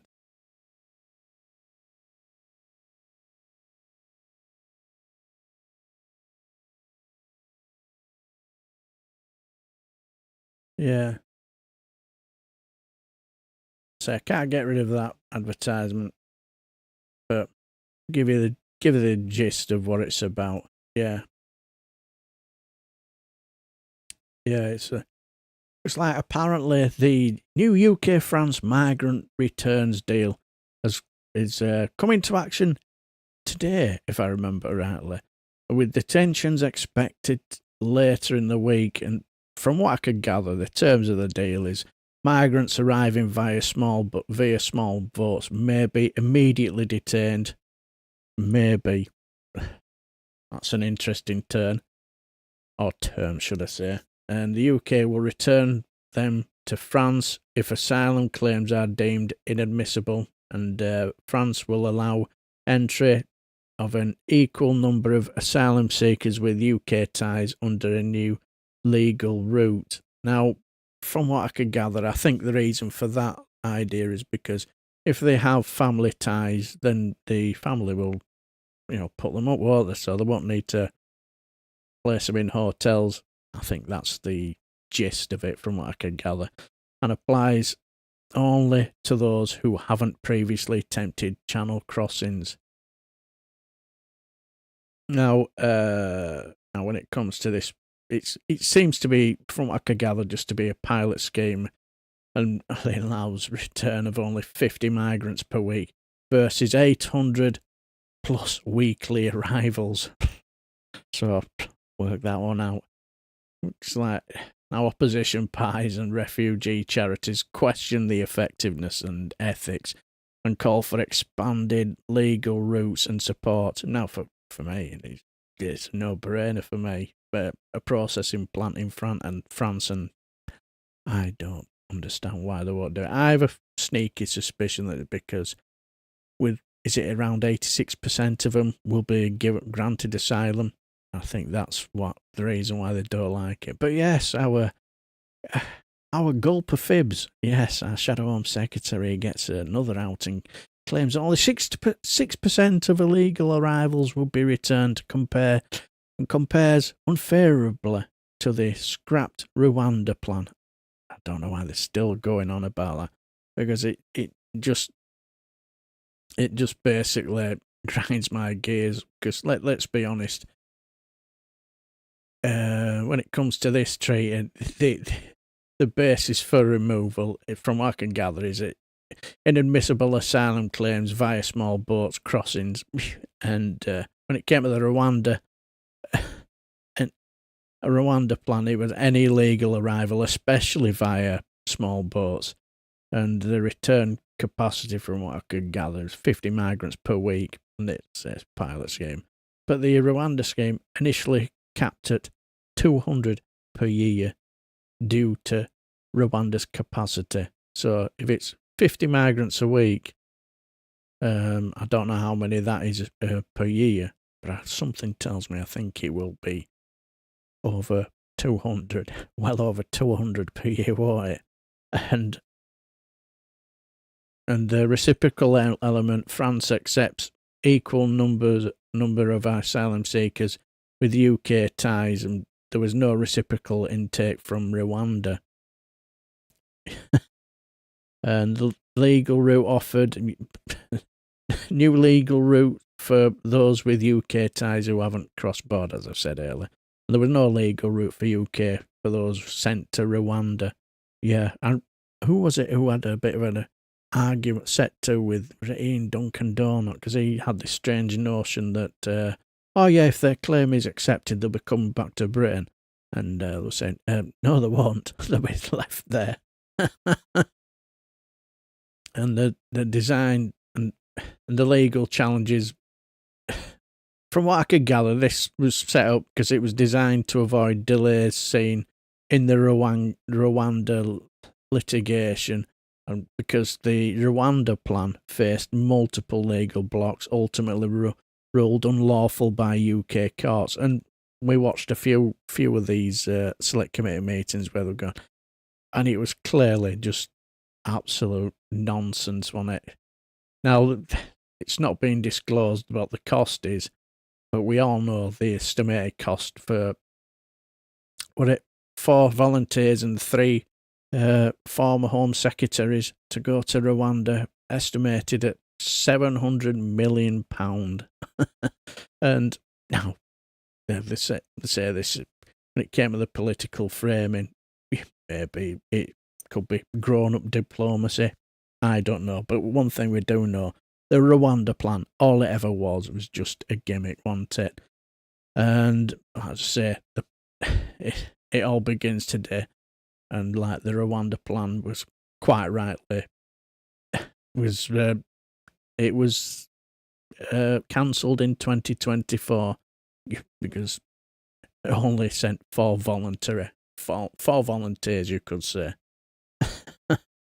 And from what I could gather, the key takeaway of this, from what I could gather, is that the France deal is maybe narrow in scope, but legally and diplomatically more stable, and it trades deterrence optics for operational feasibility with a reciprocal intake mechanism and a pilot phase to test viability. So, but like, the thing is, for me,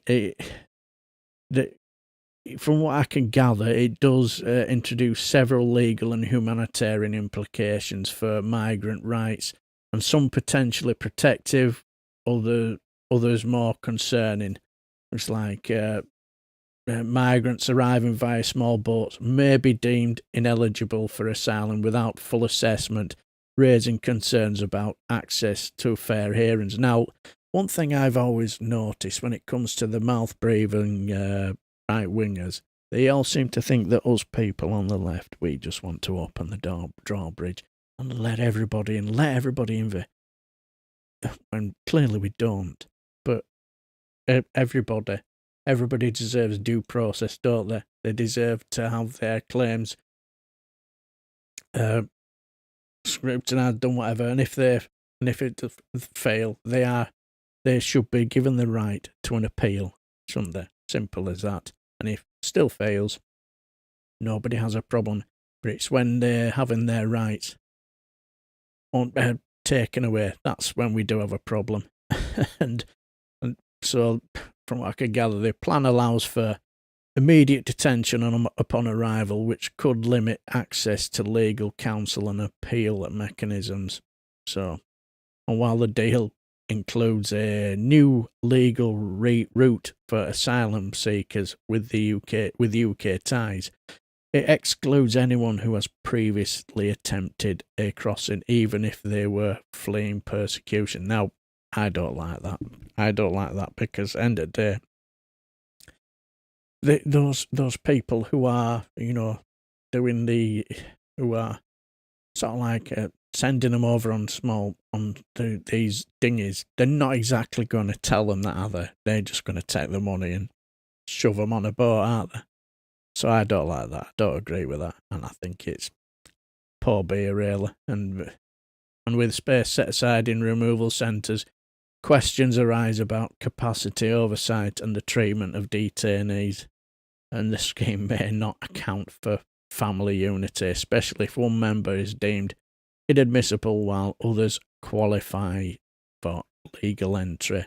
And we all know what can happen. It can really impact on people's mental health because the uncertainty and rapid detention process could exacerbate trauma for those already fleeing conflict or persecution, and all this, and there's also the limited scope of returns. In there, only 50 people per week will be returned under the pilot, but critics warn that this could normalise expediented removals without robust safeguards. Interesting. And the Home Office said it will robustly defend the scheme in court, but refugee charities argue it may violate international obligation under the Refugee Convention. I have a funny feeling it might do, actually. So, interesting, eh? But yes.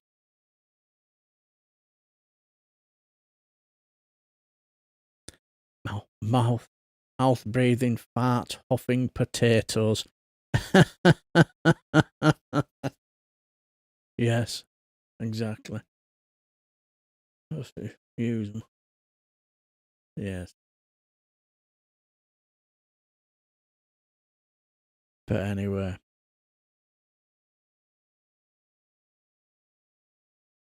So what do you reckon of all that then? How interesting. How very, very interesting. But anyway. Let's I'll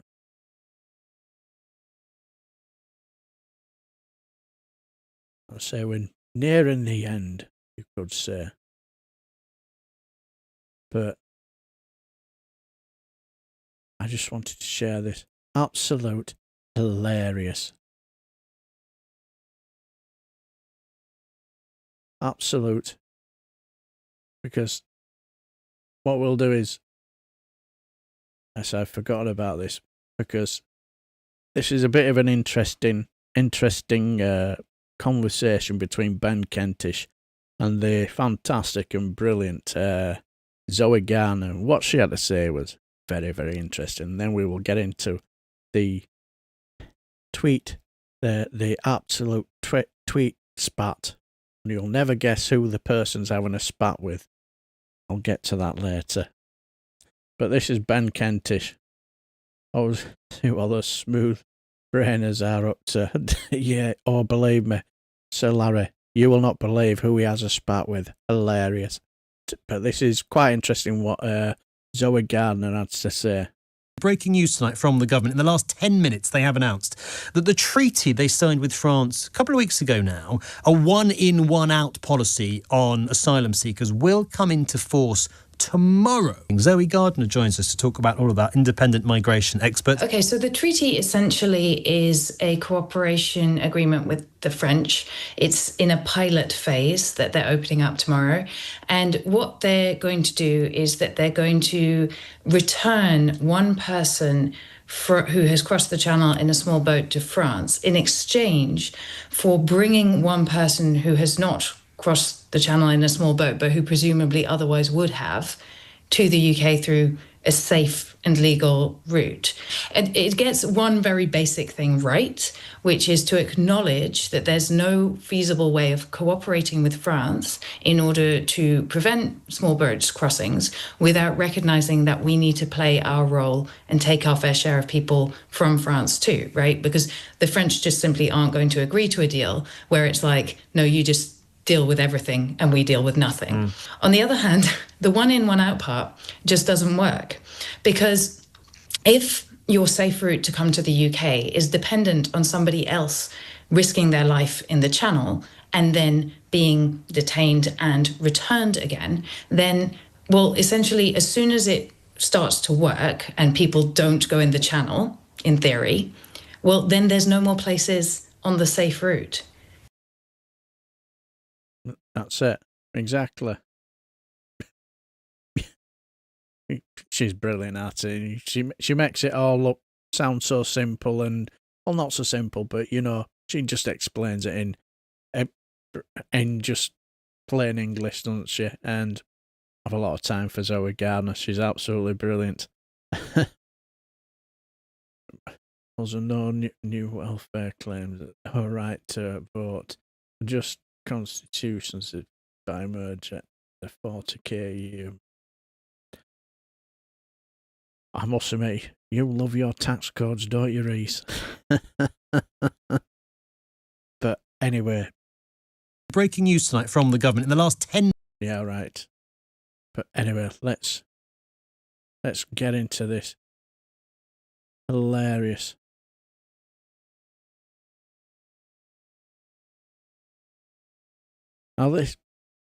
Yes. This is hilarious. You know when you go on, this is a doozy.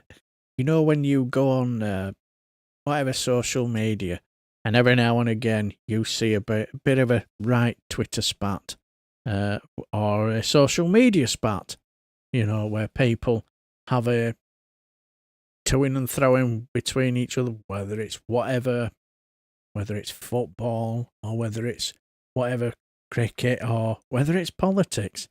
Have you ever seen anybody have a Twitter spat with Grok? Yes. This person decided to have a spat. They will had a spat with Grok. Yes. This is a guy called Snake Apple Tree. No idea, but this is hilarious. He decided to ask Grok this question: would armed gun turrets? That's the reason why somebody mentioned about reform would want gun turrets. I said, hold that thought. Would armed gun turrets shooting at any illegal ships coming within half a kilometre of the English coast solve the problem within a couple of weeks? Well, he got a reply, and this is quite hilarious. You know, he said, Snake Apple Street.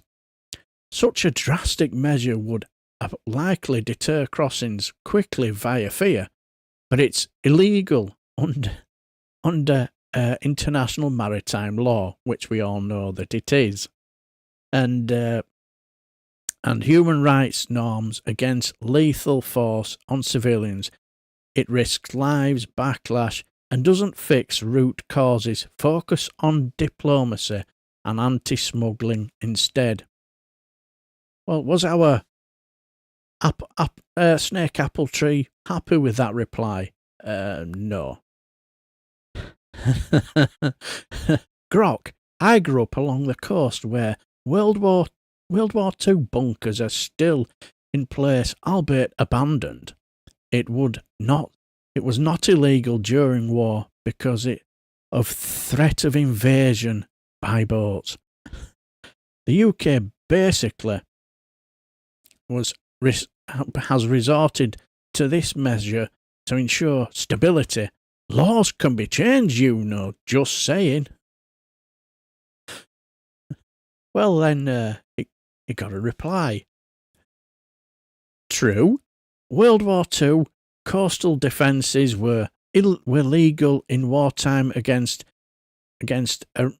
armed invasions, but today's migrant crossings involve unarmed civilians fleeing hardship, not military threats. changing laws to allow lethal force would violate post-war treaties like the 1951 Refugee Convention and invite global condemnation.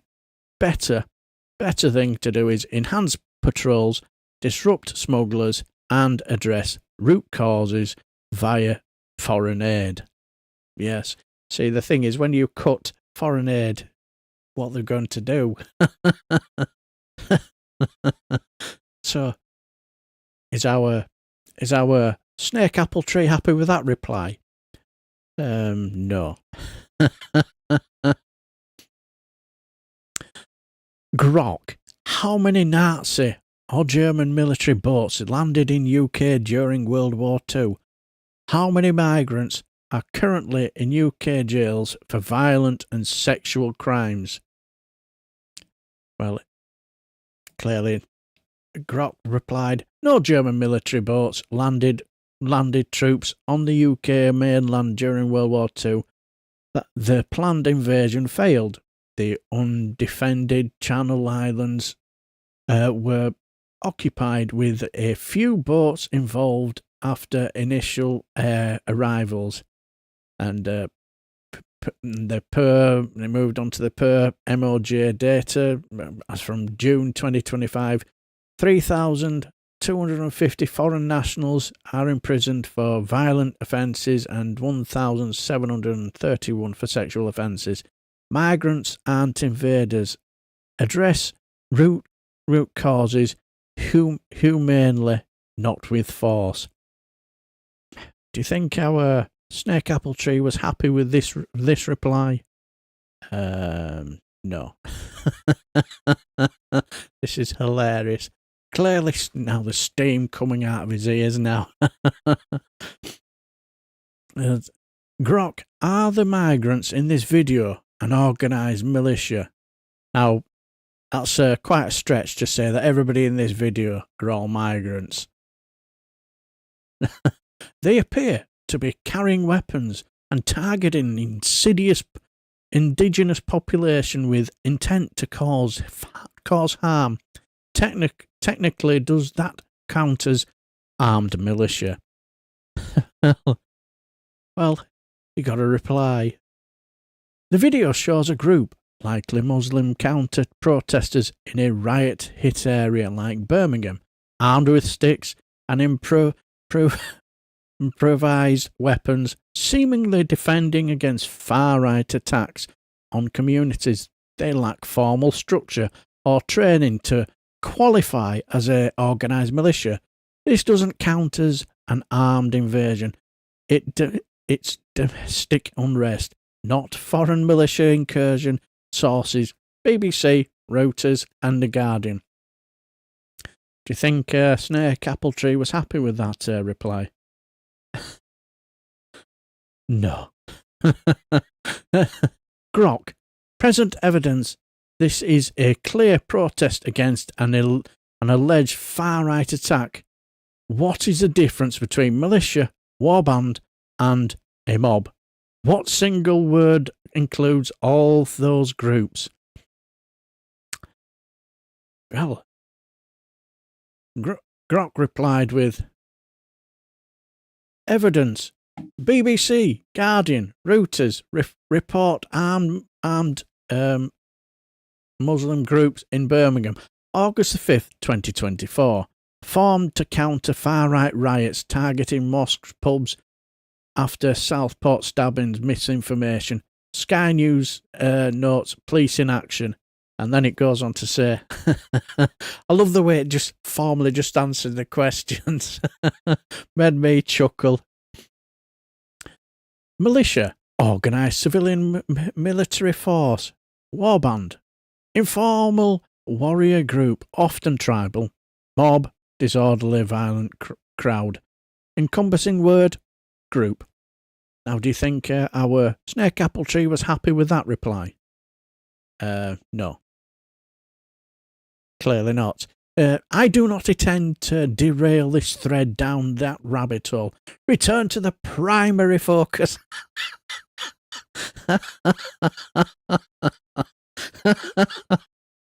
Yes.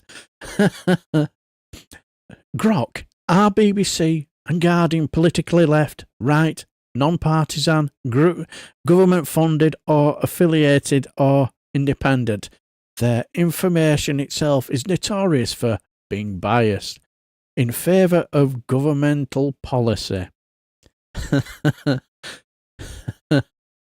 Now, his reply was, BBC, left-centre bias, per media bias, fact-check, and all sides, I think it said, all sides publicly funded via UK licence fees, government affiliated, but additionally independent, accused. Now, I will have my doubts. I don't quite agree on that on the BBC, be editorially independent. I have my little doubts on that, but yeah, that's for another day, isn't it?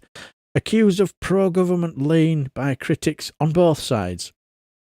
And The Guardian, left-based, independent, owned by Scott Truss, no government funding, often aligns with left-leaning policies, drawing biased claims from the right.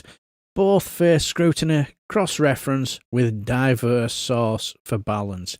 Do you think our snake apple tree was happy with that reply? No. Oh, it's proper going down, full on meltdown because he's not getting the answers that he wants. You know, he wants answers that will suit his political biases, clearly. Grok, when you provide data from sources, you are aware that your data is politically biased. You repeatedly do this. It wastes a lot of my time getting to the bottom of it. Grok, I recognise sources like BBC and Guardian have left-leaning biases. As I noted earlier, I am for balance by cross-referencing diverse outlets. Example, The Telegraph, Spectator for right perspectives.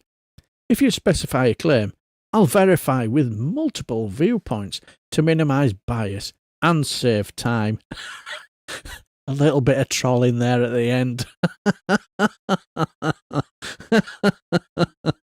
Brilliant. So yes, then was clearly our snake apple tree is clearly losing at this very moment. Grok, you have not been doing that. You have been using only left-wing sources. That's a problem. It's exclusion. It is exclusion. Does not accurately represent this situation or the whole spectrum of citizens' opinions. It's bias and prejudice. I'd say the same if you were only using right-wing sources. I kind of doubt that. I very much doubt it. So then, Grok replies, I appreciate your feedback on source diversity in prior responses, and I cited BBC left centre, Guardian left, Reuters centre, and Sky centre left to ensure balance. I'll incorporate right-leaning outlets like Telegraph and Spectator. For the Birmingham events, Telegraph reports far-right instigations by notes, community well defence and policy shortages. Let's discuss specifics for accurate analysis. So then he goes on to say, Grok, previously you cited ONS, which we all know is the ONS,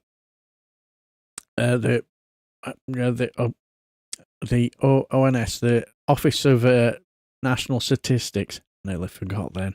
Dear me. Which is regarded more factually based and lies and less opinion based. Why have you changed approach to opinion based sources and specifically left wing opinion based sources? So Grok said, I cited ONS. for statistic data in prior contexts, which facts were key. For current events like riots, don't think you're going to get much news that you want on the ONS on these riots. I use news sources, proper taking the piss out of him now and then. And I use news sources, BBC, Guardian, Reuters, Telegraph, for timely reporting, no deliberate shift. Approach adapts to query type. To address bias concerns, I'll prioritise diverse outlets, including right-leaning ones, like Spectator. What specific claim would you like? Should I re-verify? So then he goes, this is mental, is this bit? Groups of migrants hunting indigenous white people while with knives and clubs is not any better than far-right racists hunting migrants with weapons. It's all terrible. This is the sort of UK being created by diversionism. Yeah. It is the same mentality as left v right. It's a fail. Yes. Unbelievable. Well, Grok said agreed. Violence from any group, whether far-right rioters targeting migrants or armed counter-protesters attacking property in Birmingham, fuels division and harms society. Per reports from BBC, Sky and Reuters, both sides contributed to unrest and misinformation. True progress requires rejecting extremism and fostering dialogue over diversion. Let's focus on unity. Now, you get the feeling clearly at this moment that he's calmed down now. Because Grok, I agree. It's why I got qualified in counselling, trained by my local council as an ambassador, further training online for over a year with UAE negotiators. This is why I need the info I'm asking for. I keep getting persecuted by left-wing activists, and I'm non-partisan. I'm not that sure about that. What do you guys think? Well, Grok finished off with, I respect your counselling qualifications and non-partisan stance. Valuable for bridging divides. Sorry to hear about the persecutions. That's unacceptable from any side. What specific info do you need? I'll source it from diverse outlets, far, left, right, centre for balance. Let's promote dialogue. Yes. And then he finished off with, I need to identify who it is I need to speak with in order to fix this problem, because none of the twats are fixing it themselves. They're all divided into polarised encampments, which is itself the problem. I believe one person can make that change. Somebody needs to. Someone tells me, I don't think it'll be you. Snake apple tree, and then it goes off on a bit of a bad tangent here we're talking about. We need negotiators. What we have is haters, divide and control. Who benefits? I think at that moment, Grok just lost the will to live. Yes, I cannot believe that somebody went that far to have an argument with AI. Absolutely mental. Now, the thing is, when I basically put there, I thought, I've got to share this because I just thought that was just so funny, hilariously funny. But,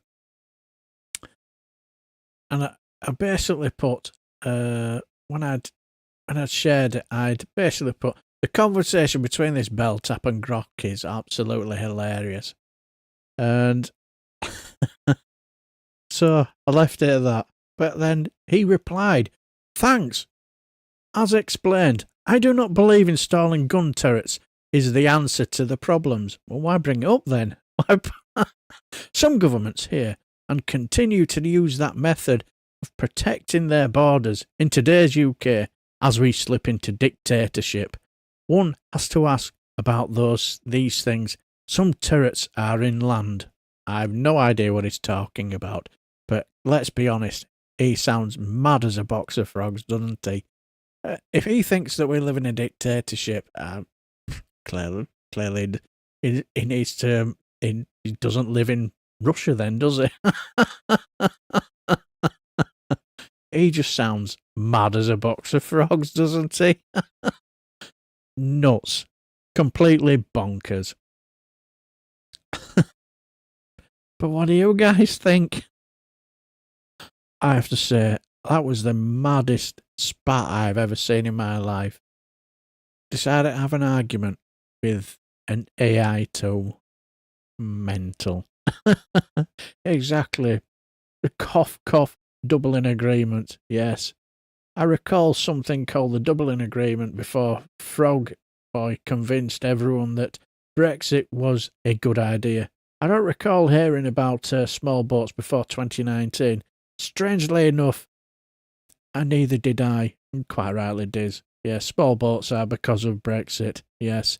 I tell you what I find really bonkers is the fact that these people, who they still seem to want to give the guy who sold them Brexit another go, don't they? Unbelievable. Hello, David McGuinness. Oh, it's a crying shame that just missed you. Just missed you. Hope you're well. If you're not subscribed to David McGuinness' channel, please do. He does some fantastic work on Scottish independence and all things Scotland from a Scottish perspective. And he's also my drinking partner as well.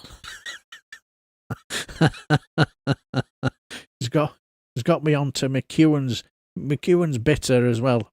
Beer. Very nice. Thoroughly enjoyed it.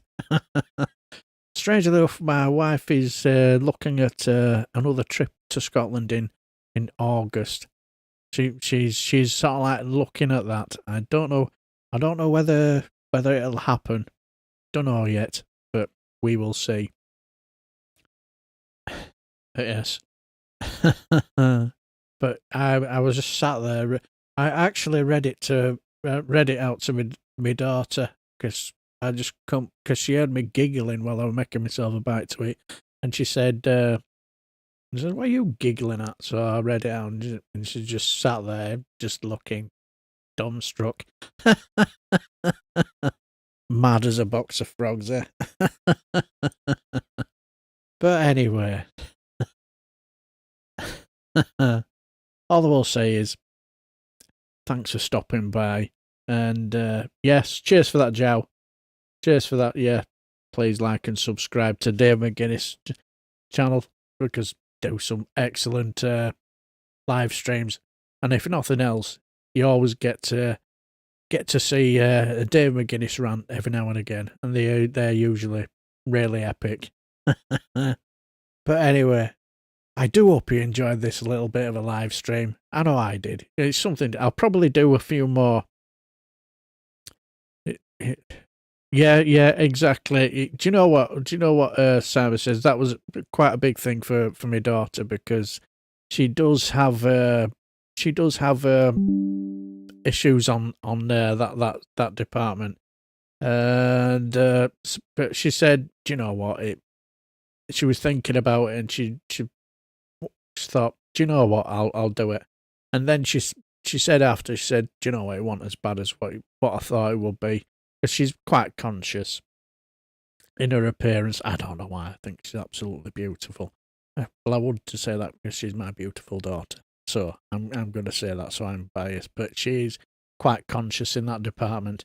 And do you know what? She had she enjoyed it. Don't worry about it, Joe. Don't worry about it. It's not a problem. You know, you do your best for me. exactly, Sir Larry.